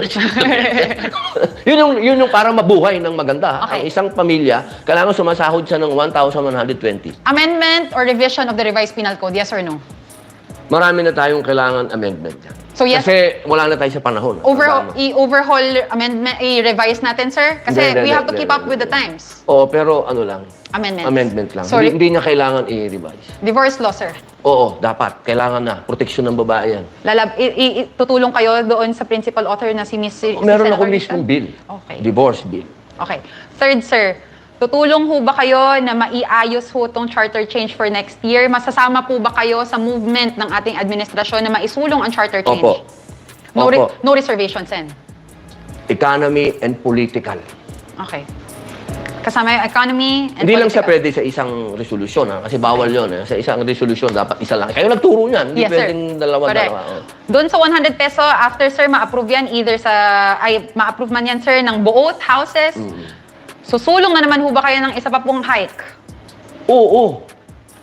Hindi ako pwedeng, ako ay hinalal para sa kapakanan ng lahat ng Pilipino. Yes. At 80% ng lahat ng Pilipino, kulang na ang kanilang sinesweldo. Okay. Siguro naman, maiintindihan tayo ng 20%. Yes. Oo. Okay. Sir, doon sa aid bill, gagawa ho ba tayo ng more na... Kasi in aid of legislation yan, sir, eh. And as a senator, that is your right, that is your power to exercise. So in aid of legislation, sir, 3 batas na gusto ho ninyo na nasa pipeline ninyo ngayon. Ano ho ang bills? Na gusto kong pumasa? Correct. Medical cannabis, divorce, saka itong charter. Ano ho ang gusto niyo sabihin sa 27 million at sa 100... I-overall na ho natin. Hindi naman ho kung sino lang bumoto sa inyo dahil you serve the 110 Filipinos, million Opo. Filipinos. Mga mahal kong kababayan, marami na pong ipinupukol sa atin. Pati po pag-ahit ng bigote, ginawang issue. Yung akin pong asawa, ginawan din ng issue tungkol sa kanyang pagbabitamina. Pati po yung issue na ayaw ko mag-Ingles na napunta pa sa I move. Ang dami pong ibinintang sa atin pero wala po isa dyan tungkol sa pagnanakaw. Hindi po tayo kailanman na pinagbintangan sa usapin na yan. Ako po ay walang absent sa Senado.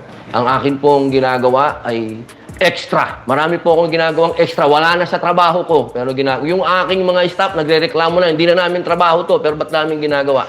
Dahil public servant po ako, binoto nyo ako bilang pagsilbihan kayo. Kaya kung ano man po yung mga issue na pinupukul sa akin, wag po kayo sanang maapektuhan. Dahil lahat po yan, intriga lang.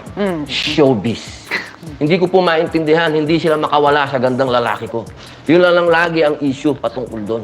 Kaya sana, wag po kayo maapektuhan. Pagdating po sa politika, alam ko naman po na ako po'y nagtatrabaho at hindi po nasasayang ang inyong boto at ang pondong ibinibigay niyo po sa akin bilang senador. Sweldo, wala po akong tinatago dyan, pinamimigay ko po yan. Opo, kahit sarili kong pera, pinamimigay ko po yan. Kaya patawarin niyo po kami kung meron kaming mga maliliit na pagkukulang pero na pinalalaki ng iba.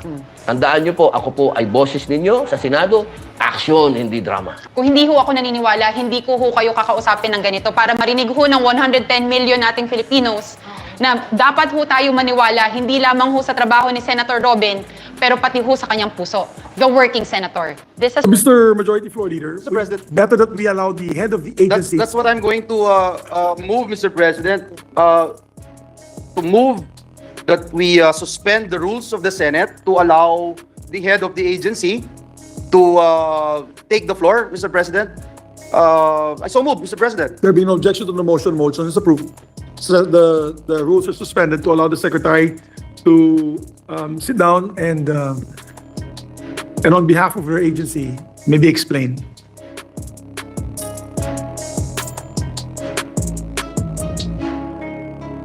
Good morning, Mr. Senate President, Good morning, and ma'am. to the members of the Senate. First of all, allow me to express my gratitude for your service to our country and to make things quite clear that the Department of Tourism fully respects the constitutionally mandated duty of the Senate to deliberate upon the budget of all agencies, including the DOT. We respect your mandate, we respect your discretion, and we fully appreciate your exercise of your duty even now to the wee hours of the morning. That being said, I share in your shock and dismay at the highly inappropriate, unacceptable, and out-of-line actions of the head of the Philippine Retirement Authority, the recently appointed GM Cynthia Carrion, who, at the beginning of this day, also actually approached me and demanded that we be placed first as far as the schedule of the deliberations of the budget, to which I immediately replied to her to say that we cannot do that because the Senate is an independent body and we must fully respect their schedule, their discretion, their time. We wait like everybody else because we are in their house. Notwithstanding that, imagine my shock and complete and utter disappointment learned that she, in defiance of what I had been very clear to her about, proceeded to send these inappropriate text messages. Upon my learning of these actions, as brought to my attention by Senator Nancy Binay, to whom I am very grateful for letting me know, I demanded that she issue an immediate and personal apology to all of the senators, including the good Senate President, for having acted at the height of impropriety, and also to make very clear that she acted on her own and without the imprimatur of the Department of Tourism or any other attached agency or official of the DOT. That being said, Mr. Senate President, she earlier apologized personally to the senators. Nevertheless, as a tacit manifestation of our commitment to set things right, I have already ordered my Chief of Staff to immediately conduct an investigation into her actuations and subsequent findings of the same to mete out the appropriate penalty that is appropriate to the impropriety of her actions. To close, since I am the head of the Department of Tourism, of which the PRA is an attached agency, I would just like to emphasize our due respect to the Senate and to your exercise of your duty. We yield to your discretion, and we thank you for your patience. Daghang salamat. Thank you very much, dear Secretary. And I accept the apology that she gave earlier. We just wanted to put it on record so that the other agencies would know, and all the other members of this government would know that we are doing this not to spite any government agency, but this is, again, as you mentioned, a constitutionally mandated duty for us to see each and every budget of each and every agency to make sure that the funds are spent effectively and efficiently for the people. And so we thank the good secretary. She went to see us earlier inside the lounge and she apologized on behalf of the agency. And it is in no way, Secretary, a reflection of your job. You're doing a great job as Secretary of the Department of Tourism. As I said, almost everybody here, not everybody loves you and supports you and the department and the great men and women of the Department of Tourism. You're doing a great job for the country. Keep up the good work. So let not this incident tonight frustrate you, and just keep soldiering on. But once again, thank you for that statement, Madam Secretary, and I believe we can already withdraw the suspension of rules. Mr. President, before I make that motion, Mr. President, and we would like to spread into the records how we continue to respect the Secretary of the Department of Tourism. We still believe in her. We trust her judgment and competencies. May I just put into the records, Mr. President, what RA 6713, Section 4, Letter B, or the Code of Conduct and Ethical Standards for Public Officials and Employees calls on all public servants to be professional. And let me put on record, Mr. President, it provides, and I quote, professionalism. Public officials and employees shall perform and discharge their duties with the highest degree of excellence, professionalism, intelligence, and skill. They shall enter public service with utmost devotion and dedication to duty. They shall endeavor to discharge wrong perceptions of their roles as dispensers or peddlers of undue patronage. Just wanted to put that on record, Mr. President, as as a member of this august chamber, as a fellow public servant, Mr. President. That is the Code of Conduct and Ethical Standards for Public Officials, RA 6713. Mr. President, at this juncture, I move that we Withdraw the suspension. withdraw the suspension of our Senate rules and allow again the sponsor of the measure, Senator Nancy Binay, to defend the measure. There being So no moved, Mr. objection to the President. motion, motion's approved. We now recognize once again Senator Nancy Binay. Mr. President, the gentleman from Valenzuela is also seeking the floor. May I move that he be recognized, Mr. President? My distinguished For colleague, his short Senator manifestation, Mr. President. Sherwin Gatchalian is recognized. Thank you, Mr. President. So, Mr. President, I was going to ask a question regarding an article that I saw on the news, and this is regarding the NGCP project that was delayed due to a TRO that was issued or filed by TIEZA. This is in relation to the Cebu-Magdugo 230 kV line that was supposed to be built, and this is a critical piece of infrastructure that will complete the Cebu-Negros Panay interconnection and expansion, as well as the Visayas-Mindanao interconnection facility. And I read in the news that because of a dispute and a TRO that was issued by the courts, the project, well, the project's already delayed, but the project will be more so delayed. But after having a good conversation with the proactive president and head of the TIEZA, I was enlightened and given some facts that a amicable settlement is in the works. And in fact, this settlement has already been approved in concept. The documentation will follow suit, and this documentation will enable NGCP to fast-track the construction at the least cost that will be, or the least damage and the least cost for this project. And I was also made to understand by the proactive president, President Mark Lapid, that the next steps will be a formal agreement, and this formal agreement will be used to completely extinguish the cases that were filed and TRO that was issued. So this is a piece of good news. As we all know that the Senate has been very aggressive through the Committee on Energy to pursue transmission expansion projects of the country.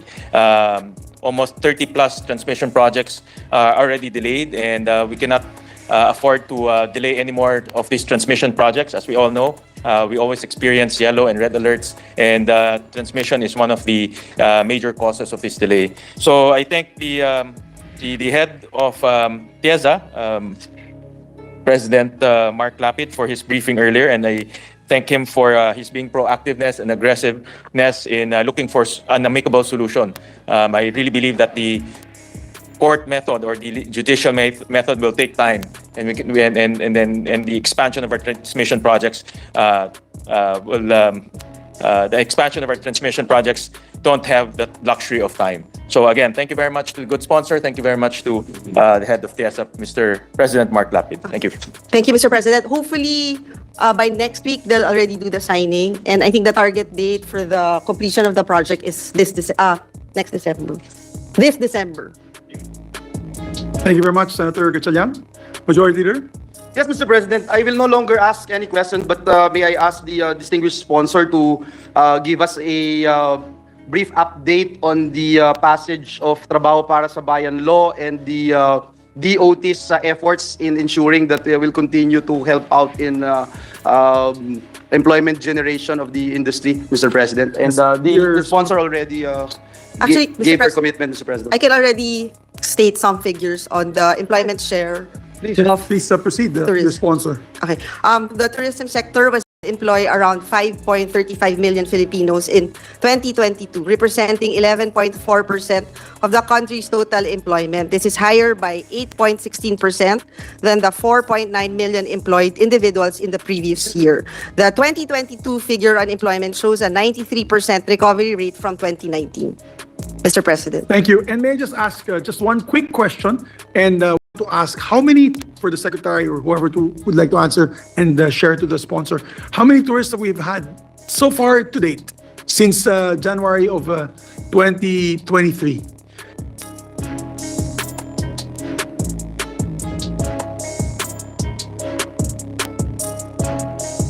Mr. President, as of today, it's hindi ko mabasa, 4.16. This is the latest. 4.716, and Mr. President, the target is 4.8 million by year end. So 4.7. yeah, so I think by end of December, we'll probably hit a higher target. Hopefully we reach 5 million by December. No? That's good news. And hopefully we can double it. Let's work hard. Yeah, more ads, guys. Put it in the... I see ads in CNN and BBC, wala tayong ads dun. Magkadagdagan natin budget nila para magka-ads tayo dun. I think, Mr. President, with our upcoming event, the APPF, Yes. the Senate would also be contributing to the tourist arrivals. Absolutely. I know several hundreds are coming. Members of parliaments of 20 countries are coming next week. This week, what am I saying? This Thursday. So, thank you. Especially, Mr. President, if your airport in Bukidnon will be finished by next year. Malapit na. A lot of tourists. DOTR yun. Hindi kasalanan ni Secretary President. I'm just DOTR stating, I'm just stating facts for the record, Yes, Mr. President. yes, absolutely. Mr. President, Senator Pia Cayetano is seeking the floor. Senator Cayetano is recognized. Thank you, Mr. President. Not a question, just a statement, and then we can just work with the department to further this passion of not just this representation, the Senate President and many members of the Senate, sports tourism. We recently hosted, ang dami ng tumango, nagising lahat ng mga kasama ko pag sinabing sports. We recently hosted the FIBA World Cup, the basketball championship that only happens every 4 years. And I know that there are many other international competitions that we are hosting. There's an international beach volleyball happening at the end of the month. There was a huge international volleyball competition, I think 3 months ago. Sunny, was that when we went? 3 months ago. And we didn't even have a Philippine team, but we filled the stadium. So the Volleyball Federation was extremely impressed that we didn't even have our own team, and yet the Filipinos were all there supporting. Can you imagine how much tourism we could bring? Because when I was talking to the wives of the athletes, the foreign athletes, of course the wives are very excited to go around the country while their husbands were, this happened to be the men's team, while their husbands were performing. So we can do we can improve this if we have more cooperation between the sports association and tourism. And I know it's already there, but we can even enhance it further. Thank you, Mr. President. Thank you. And I'd like to share that we're doing that now with Arnis. I see Undersecretary Shalimar Hofer there, and we're doing that in Cebu, where Russians and Europeans are coming over to learn Arnis. And we have Arnis camps for Filipino stick fighting. So that's a good potential also for tourism. So yes, we'll definitely, that is a great way of promoting the Philippines to sports. Thank you. Yes, and siguro, just to add, Mr. President, by next week, they'll be having a golf summit. And then on November 25 to December 17, e-gaming World Championship. And before I forget, by the way, we had dinner with the Thai ambassador, and he was very excited to promote both Thailand and Philippines together. It's like two countries, one destination. So you can fly to Phuket and then fly direct from Phuket to Boracay. I think we need those flights, Secretary, para we can promote both our countries since it's very popular. Imagine that Thailand has about 25 million tourists a year. If we just get maybe half of that from Thailand to fly to the Philippines. Even my friends who want to come to the Philippines say, if we want to go to Thailand, they say, you pass by Philippines, then you go to Thailand, or vice versa. When you go to Thailand, fly to the Philippines and then go home to the US. So that way, they also pass to the Philippines. Yes, and Mr. President, they already opened the Bangkok-Cebu flight. Fantastic. Philippine There you go. Wonderful. So, majority... Distinguished sponsor, the Director for Filmic, Director Junicio Alvindia, to directly answer questions from the members of the Senate. I so move, Mr. President. Is there an objection to the motion of the Majority Leader? Hearing none, motion is approved. Mr. President, I will be the first one to ask question. May I be recognized, Mr. President? The Majority Leader is recognized. Thank you, Mr. President. Good morning, Director Alvindia. You're the head of Filmec, sir. Yes, Mr. President.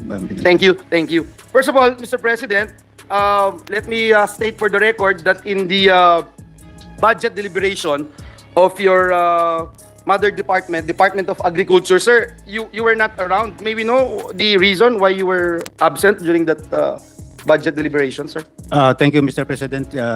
I was not around during the budget deliberation because I was part of the DA delegation to attend the Agritechnica in Germany. the purpose of which is to have to seek talking points for the purpose of the visit of the president by next year.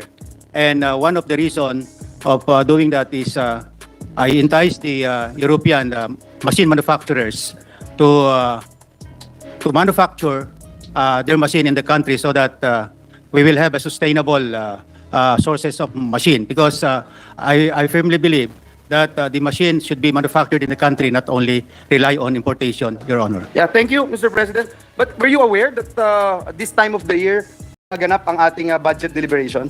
I'm aware, Mr. President. So you think it's more important or equally important?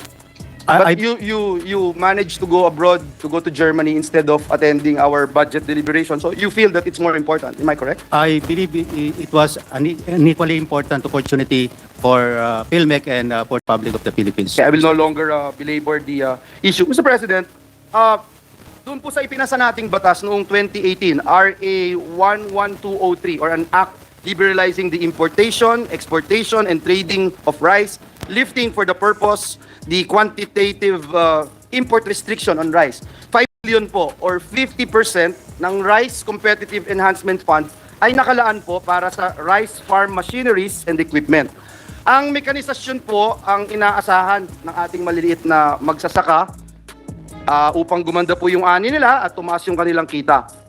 Dagdag pa po sa 5 billion, Mr. President, meron pang additional 100 million para sa extension services na mapupunta rin sa PhilMec. Bukod pa po ito sa taunang budget ng ahensya. Is that a correct statement, Your Honor? Yes, correct, Mr. Thank President. you. Hindi po nagkulang ang Senado sa pangunguna ng ating chairperson, Senator Tulfo Villar, sa pagbibigay ng pondo at suporta upang maging competitive ang ating pong domestic rice production. For this reason, we have been demanding that the implementing agencies, especially PhilMec, to step up its implementation of the law. Now, my first question, Mr. President, is can the distinguished Director Alvindia,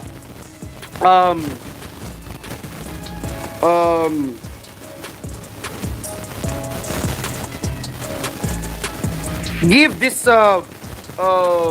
institution an overview of the PhilMec's accomplishment this year compared to last year, Your Honor? Ilan pong porsyento yung na-disburse na ng PhilMec sa ngayong taon po? Ngayong taon po, Mr. President, we obligated 5.8 billion, equivalent to 73.85%. That's obligated, sir. Ang tinatanong ko po, yung disbursement for 2023. Yes, Mr. President, our disbursement is quite low, only 3.11%. Ano po? 3.11% po. 3.11% ngayong taon ang disbursement po ninyo. Opo. So, busy nga kayo. Maganda ho yung ginagawa ninyo. 3.11%. So, ano ang dahilan? Bakit 3.11% ang inyong performance? Noong isang taon po? Ang disbursement nung isang taon, Mr. President, was 42.93%. 45.16%. 45.16% ang disbursement niyo po last year. Opo. So from 45.16%, ngayon 3.11% po. Katanggap-tanggap po ba yung 3.11%, Your Honor?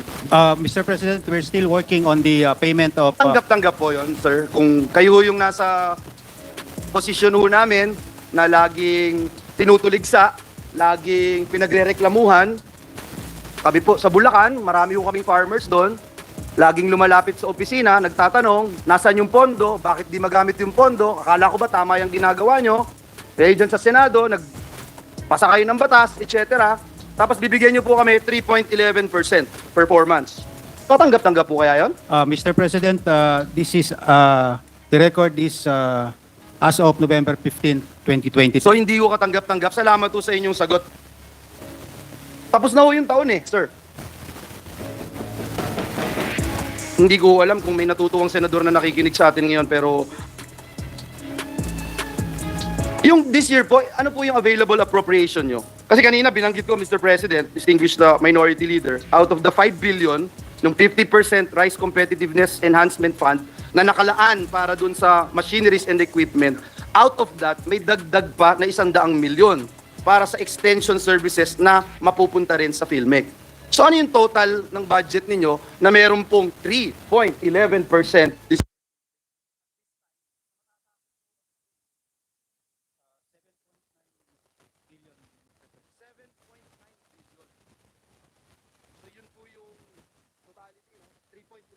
Yes, Mr. President. Thank you. Mga kapwa ko senador, nakakatuwa po ito. Lalo na pag ganitong oras nagtatrabaho pa po tayo. Sir, anong level na po ba yung mechanization sa bansa? Ang level po ng mechanization natin ay 2.67% or nearly 2.7 horsepower per hectare po. Pagkatapos po ng 6th year of implementation ng batas as indicated in Section 13 of the law, 2.67%. The level was as of last year. As of last year. So currently, nasaan na po tayo? We are Ano yung target level na mechanization level ng bansa sa pagdating po sa rice? Mr. President, if I may say that the 30 billion, because we have 5 billion a year times 6 years, we have 30 billion. And for the 2.7 million hectares of our rice, we are only calculating to mechanize 14% of the 2.7 million hectares. Mr. President, noong pong 2020, ang saad po ng Department of Agriculture, kailangan natin ng mechanization level na 4 horsepower per hectare para makapagsabayan po tayo sa mga bansa sa Asia. Correct me if I'm wrong, Madam Sponsor. 2020 target pa po ito. Shouldn't we be settling higher goals by now, Your Honor? Yes, Mr. President. So bakit hindi tayo makapag-set ng higher goals? Because the level of mechanization depends on the number of the machineries we are And the performance of the agency, which is 3.11% at this time. Am I correct or am I right? As of November 15th, 3.11%, Mr. President. So it's the performance of PhilMec. How does PhilMec prioritize its mechanization program for each region? We have criteria to reckon with, Mr. For example, Region 3 of Senator Angara in this representation. Sa Region 3, which is the largest production of palay in the country, has a mechanization level of 2.62 horsepower per hectare, which is below the national average. Kasi ang national average is 2.67 horsepower per hectare. Is that correct? Now, in contrast, you look at Region 2 of Senator Nancy Binay, the second largest palay producer has a mechanization level of 3.51. Is that correct? Yes, Mr. President. Ganon. Anong nangyayari po? Ano bang criteria nyo po and strategy for each region? Na mababa na nga po yung target, hindi pa rin ma-reach. Universal naman po, Mr. President, yung ating criteria. The farmer cooperative should have at least 50 hectares. Yung for all crops, mechanization level is 1.23. Bakit po ganon? Because these figures indicate that primary production is still greatly dependent on manual labor. Is that a correct statement? Yes, Mr. President. Okay. Well, Mr. President, may I also just put on record, Mr. President, that a lot of our kababayans in Bulacan are having second thoughts of the law that we passed here in this Congress because the implementors are actually not doing their job. Let me just put that on record, Mr. President. I will end my interpellation to the Director of PhilMec and just state for the record my utmost disappointment, Mr. President. One question. Mr. President, Senator Alan Cayetano is seeking the floor. I move that he be recognized as President. Senator Alan, Mr. President, recognized. I know everyone's tired, but just one question, no follow-up question. Yeah. Promise to my dear friend and future mayor. Sir, sa lahat ng tinanong ni Senator Villanueva, ano target nyo next year at paano mo magagawa yon? So kung napakababa ng 3.1%, kaya nyo ba next year ng 6.2% or ng 8% or 4%? Kasi this is a budget deliberation, di ba? Yes, So every single agency wants money. So why give money to someone na hanggang dito lang ang kanilang kaya? So very honestly, if we give you the resources ano kaya nyo next year? And kahit maikli lang, paano nyo magagawa yon? Thank you, Mr. President. Actually, this 2023, by end of this year, we can obligate 7.4 billion, or around 94%. And starting this month, we already had our advanced procurement worth of 3.5 billion for the next year, Mr.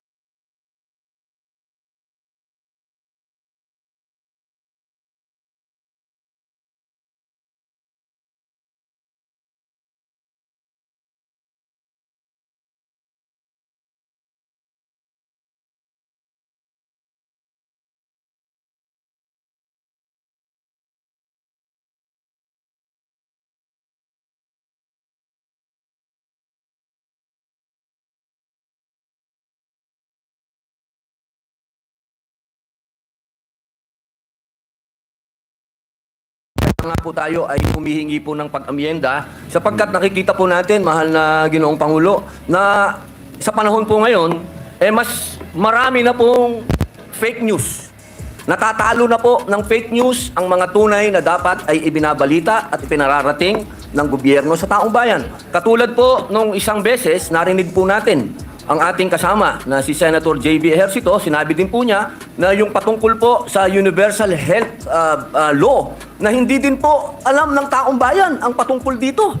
Nakakalungkot po yun, mahal na Ginoong Pangulo, na hindi po natin bibigyan ng bagong jurisdiction ang ating pong public information sapagkat sa ngayon po, mahal na Pangulo, umaasa na lang po ang taong bayan sa kung sino-sinong mga vlogger na nagsasalita sa social media, yun na po ang kanilang pinaniniwalaan.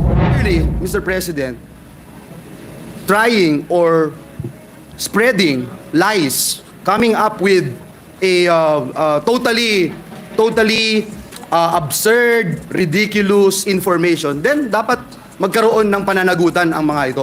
Because, Mr. President, I commiserate with our colleague kasi I think lahat naman ho tayo na natatama ng mga kung sino-sinong vloggers or media outfits. Yung iba nga po, kahit mainstream, Mr. President, kahit mainstream, hindi naman natin sasabihin lahat laging katotohanan. Official acts. Ginoong Pangulo, kapag tayo po ang nagpapatawag ng hearing dito po sa Committee on Public Information, nakakalungkot po. Ang lagi pong sinasagot sa amin ng mga taga-gobyerno, hindi, nag-hearing na kami doon sa isang hindi na kami pupunta dyan. Can you imagine a media outlet that would say, for example, Mr. President, natalo yung UST sa UAAP, kasalanan ni Joel Villanueva. But that's the headline, Mr. President. Bigyan ka ng mas malalim na topic, Mr. President, or I'm sorry for the word, mas bastos, Mr. President, para lang mag-clickbait, kunyari, Mr. And walang pananagutan, Mr. President. There is a request to suspend, but before we suspend, should the chair grant it, so that the period of suspension will be productive, can I also ask that during the period of suspension, can we find out ano ba talaga, compliant or non-compliant? Because there's a claim na may non-compliant, the Senate President says they are all compliant, informed by the Secretariat. So may we know the real factual status, no? Because if I remember correctly, meron nga mga technical requirements na provided by the DPWH na hindi ata na-comply. But ang justification on, since this is action of Congress, we can choose to create and not comply. But before Congress approves, may member na nagtatanong which are non-compliant with the technical requirements. So let's make the period of suspension productive, Mr. President, by finding out. To clarify,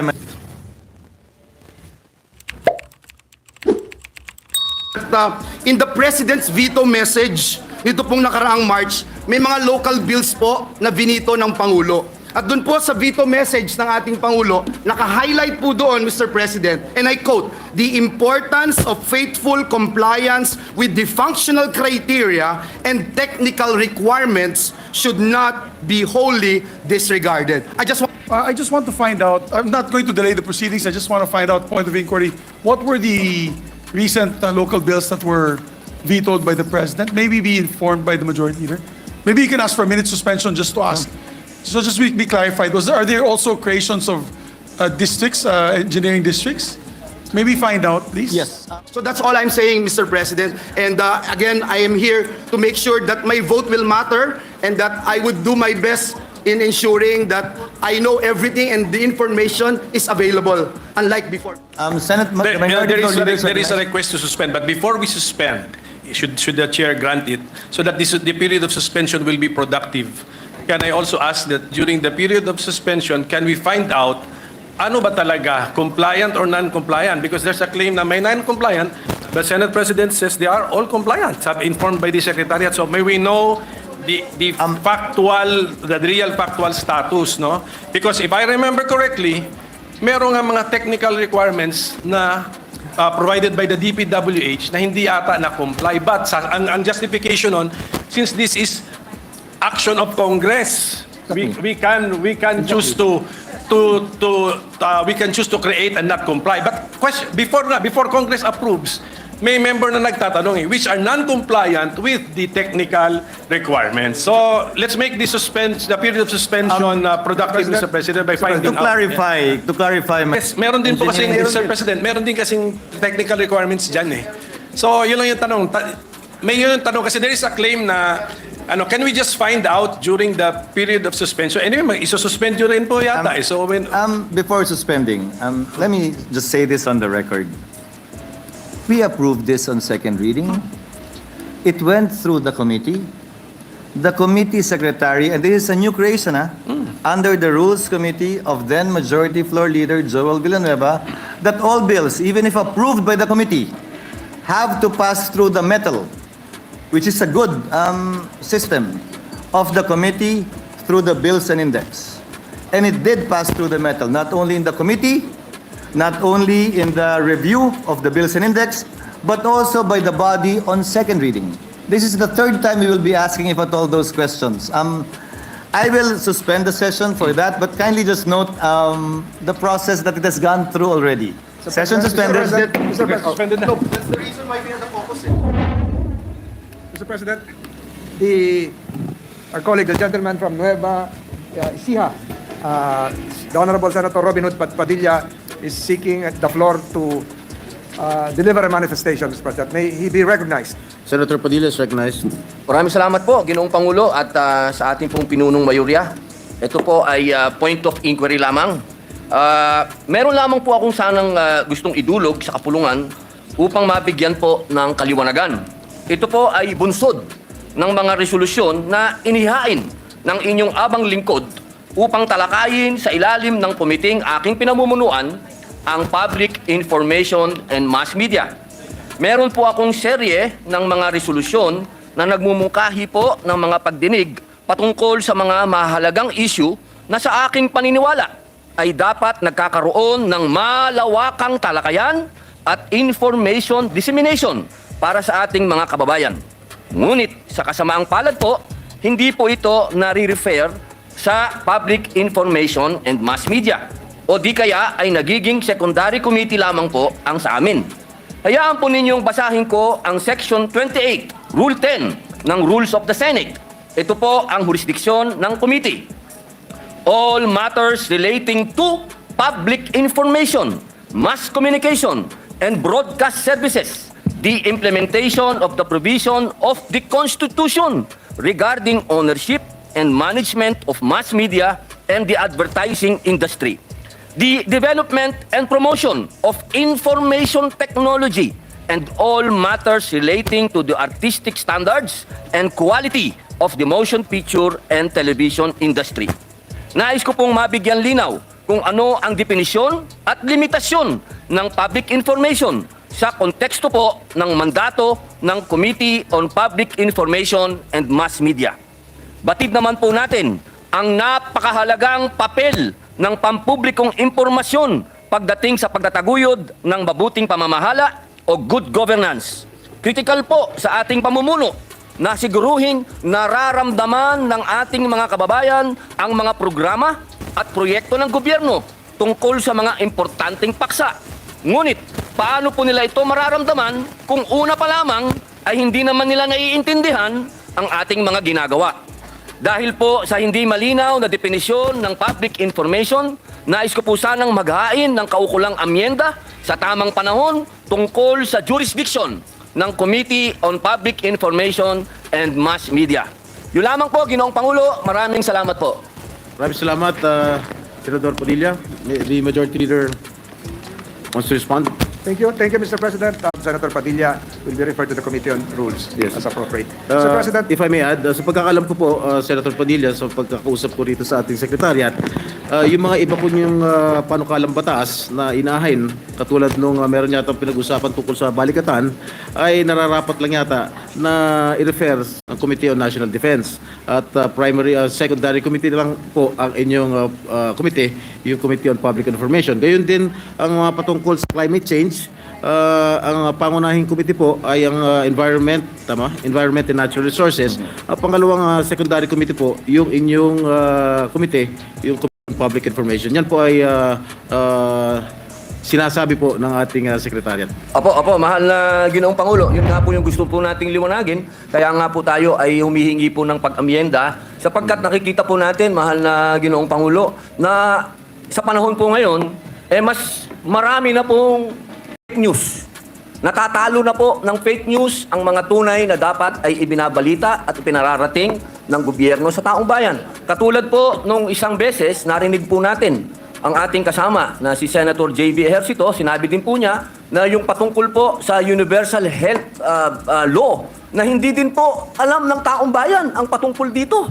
Nakakalungkot po yun, mahal na Ginoong Pangulo, na hindi po natin bibigyan ng bagong jurisdiction ang ating pong public information sapagkat sa ngayon po, mahal na Pangulo, umaasa na lang po ang taong bayan sa kung sino-sinong mga vlogger na nagsasalita sa social media, yun na po ang kanilang pinaniniwalaan.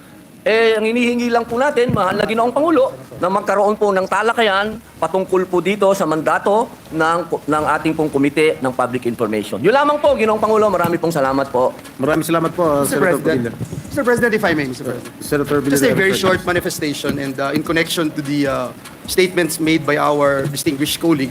I think it's about time, Mr. President, that we look into all this proliferation of fake news. I remember last Congress we filed a bill regarding anti-fake news bill, and I think it is important to note na kung ang impormasyon ay mali, mapatunayang mali, ngunit ang intensyon ay tama, Mr. President, madali mo ma-justify. But if it is clearly, Mr. President, trying or spreading lies, coming up with a totally absurd, ridiculous information, then dapat magkaroon ng pananagutan ang mga ito. Because, Mr. President, I commiserate with our colleague kasi I think lahat naman ho tayo na natatamaan ng mga kung sino-sinong vloggers or media outfits. Yung iba nga po, kahit mainstream, Mr. President,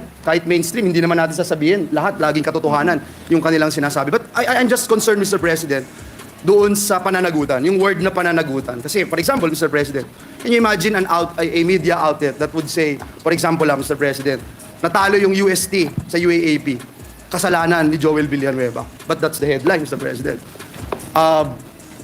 Bigyan ka ng mas malalim na topic, Mr. President, or I'm sorry for the word, mas bastos, Mr. President, para lang mag-clickbait, kunyari, Mr. President, and walang pananagutan, Mr. President. Zero accountability. I'm not even sure, Mr. President, if the kapisanan ng mga broadcaster ng Pilipinas can actually do something about it, or are they actually doing its part to regulate, Mr. President, or at least have that oversight function, Mr. President. So I feel, Mr. President, that this is important considering na yung fake news, lalong-lalo na, ay laganap sa ating bayan. Just to put that on record, Mr. President. Thank you. Thank you very much, Senator Villanueva. Apo, Ginoong Pangulo, bilang panghuli lamang po, gusto ko lamang pong ipaliwanag muli na malinaw po sa ating konstitusyon, dito po sa Section 7, ito po ang sinasabi dito, the right of the people to information on matters of public concern shall be recognized. Access to official records and to documents and papers pertaining to official acts. Ginoong Pangulo, kapag tayo po ang nagpapatawag ng hearing dito po sa Committee on Public Information, nakakalungkot po, ang lagi pong sinasagot sa amin, ng mga taga-gobyerno, hindi, nag-hearing na kami doon sa isang committee, hindi na kami pupunta dyan. Yun po ang nakakalungkot, Ginoong Pangulo. Gusto ko lamang pong ipaalala muli sa lahat na wala pong pinakamataas na batas kundi ang konstitusyon. At ang konstitusyon po, sinasabi, maliwanag ang kapangyarihan ng public information. Yun lamang po. Maraming salamat po uli, Ginoong Thank you, Pangulo. Senator Padilla. And Majority Leader. Mr. President, I move that we resume consideration of Senate Bill number 2555 under Committee Report number 191. This is the bill amending the Motorcycle Crime Prevention Act. I so move, Mr. President. Any objection? Hearing none, motion is approved. The parliamentary status of the measure, Mr. President, is that we have closed the period of committee amendments, and with the consent of the body, I move to open the period of individual amendments, and that I may be recognized as well, Mr. President. Mr. President, Yes, Senator Padilla. Sir, meron lang po akong gustong itanong sa ating pong madyo. Mr. President, kanino po natin to i-refer?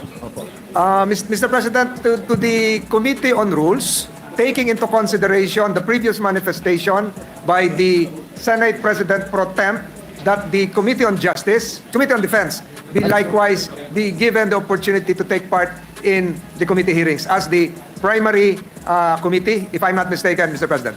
Yes, you are correct. Senator Padilla. Hindi po ba pag-uusapan muna yung amenda natin na madyo? Ginoong Pangulo, hindi po ba natin pag-uusapan muna ito sa Committee on Rules para kung amendahan natin yung ating ano? Pwede po mag-request po ng 1-minute suspension lang ako. Session suspended for a minute. Consideration. Yes. My colleague from, my kababayan from Cavite is seeking the floor, Mr. President.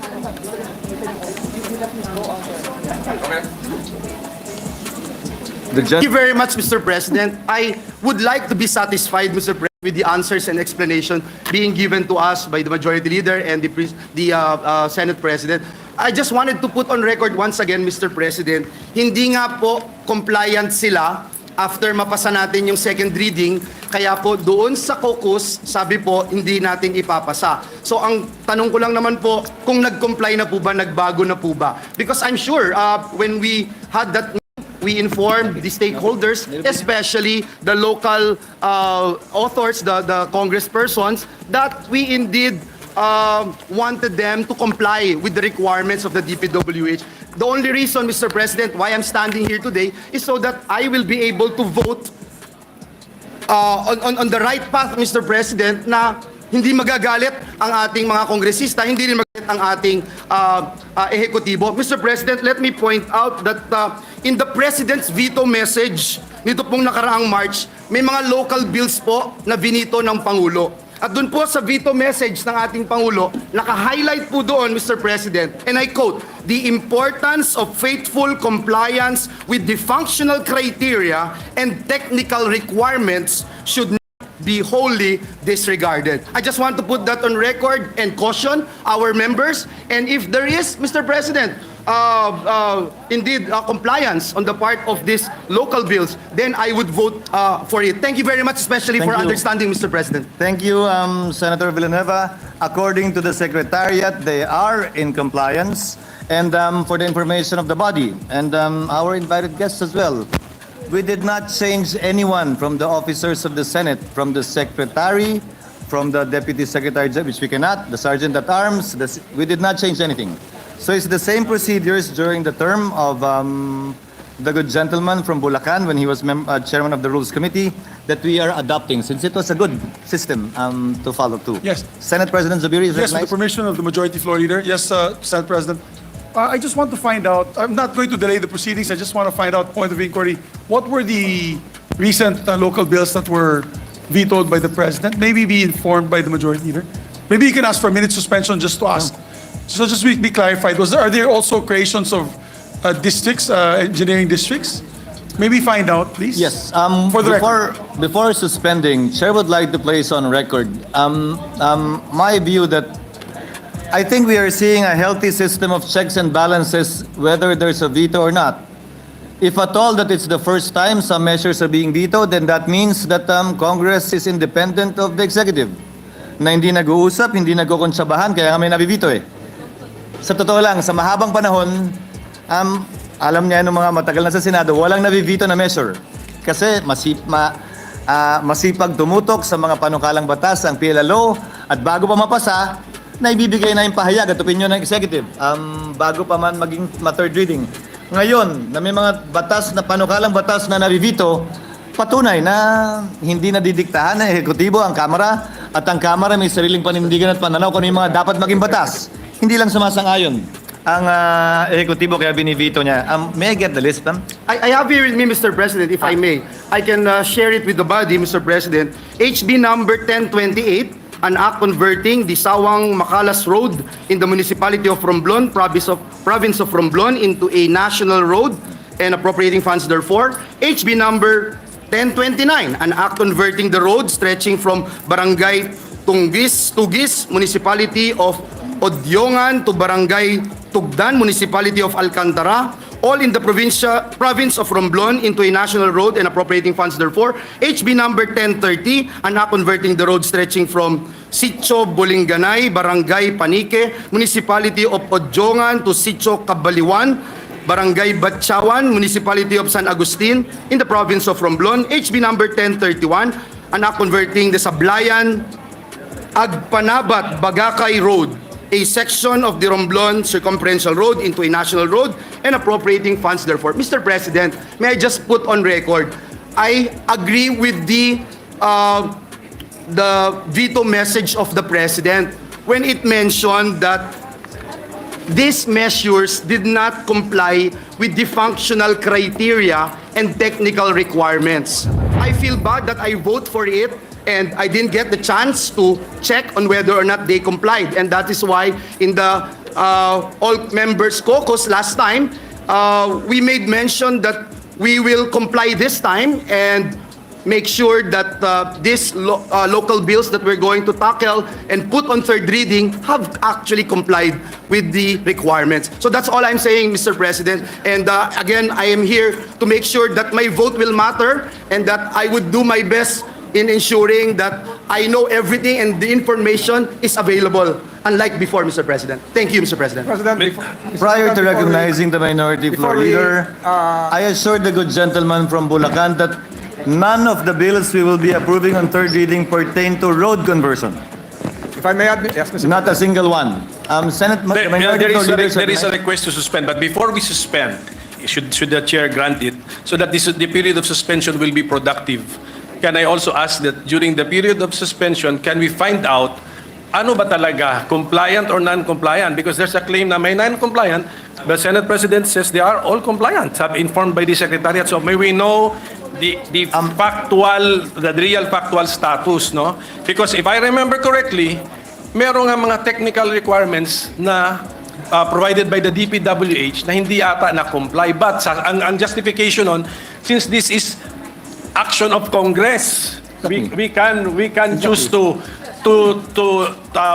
create and not comply. But before Congress approves, may member na nagtatanong which are non-compliant with the technical requirements. So let's make the period of suspension productive, Mr. President, by finding out. To clarify, Minority Leader, if I get it correctly as well, mention was made about compliance with requirements, how long the road is, how wide the road is, and the veto of the President.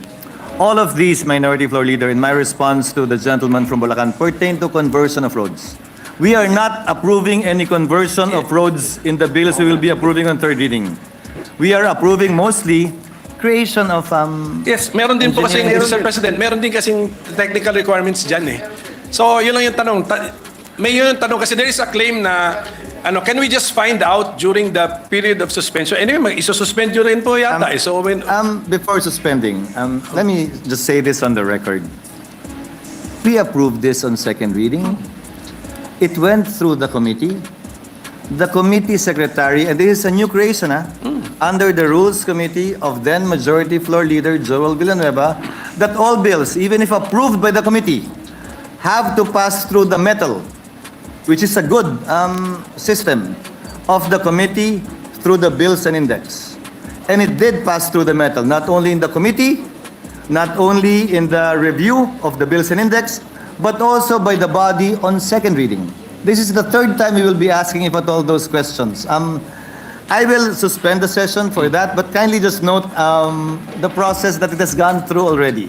Session suspended. No, that's the reason why we had the opposite. Very much, Mr. President, for that very important information that you gave us, Mr. President, that would guide each and every one of us in voting for third reading. With that, Mr. President, considering that House Bill number 7553 and House Bill number 8133 complied with the requirements set forth by the Department of Public Works and Highways, I would move, Mr. President, that we take these two bills up initially, and I would like to put on record that I am voting for it in compliance with the veto message also given to us by no less than our President, President Bongbong Marcos. Thank you, Mr. Points President. of the good gentleman from Bulacan are well taken. Majority Leader is directed to proceed with the third reading only of House Bill number 7553 and House Bill number 8133. My dear Senate President. Yes, Senate President Zubiri. Yes, and not to rain on the parade of the other congressmen that are trying to pass their engineering districts, maybe we can just withhold approval on third reading of the rest until they're compliant. And once the DPWH writes us, maybe in a month's time, in 2 months' time that they're compliant, we can take it up again for third reading, if that's possible. Of course, that is possible, Senate President Zubiri, because all we're doing is deferring third reading approval. It will remain with the Secretariat, and as soon as it is compliant, we will schedule it for third reading approval. I first have to bang the gavel with my order. Majority Leader. Mr. President, before I move for a suspension, Mr. President, I still maintain my submission that no amount of administrative circular, administrative order emanating from an executive agency can curtail the plenary powers of the Congress, Mr. President. And number two, even if executive orders were issued, they cannot be given retroactive effect to supplant the powers of Congress.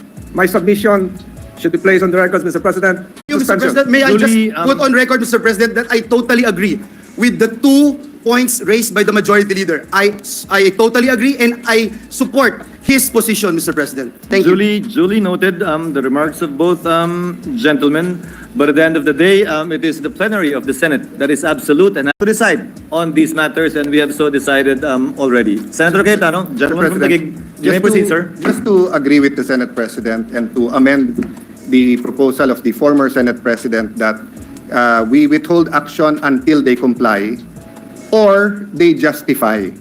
Because, Mr. President, there are two kinds of rules. Policy, which we can override with legislation, and then, for example, if it violates the Constitution, we cannot override that. So I'll give you an example. When we were young congressmen, Senator Subiri, yourself, and me, I think you could not pass a law creating a school unless it's 5,000 square meters lot area available. But in Metro Manila, there were a lot of needs for schools na wala ng 5,000 square.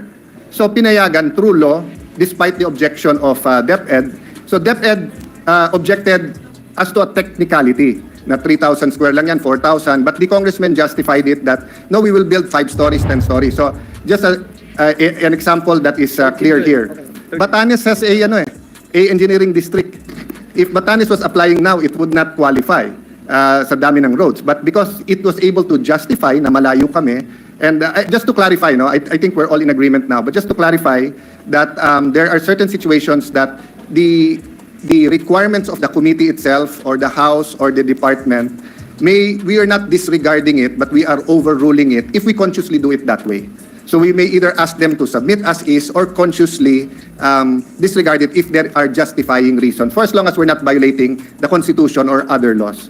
Thank you, Mr. The President. remarks and observations of the good gentleman are well taken and duly noted. Mr. President, Majority Floor Leader. to add one-liner to the comment of the good gentleman from Taguig, marami pong mga legislative districts na hinati dahil sa population. Natural po, lumiit yung karsada nila, umiksi. Baka hindi mag-qualify yung iba. Mr. President, Hanggang dito lang tayo mga tol. Maraming salamat sa panonood at patuloy na support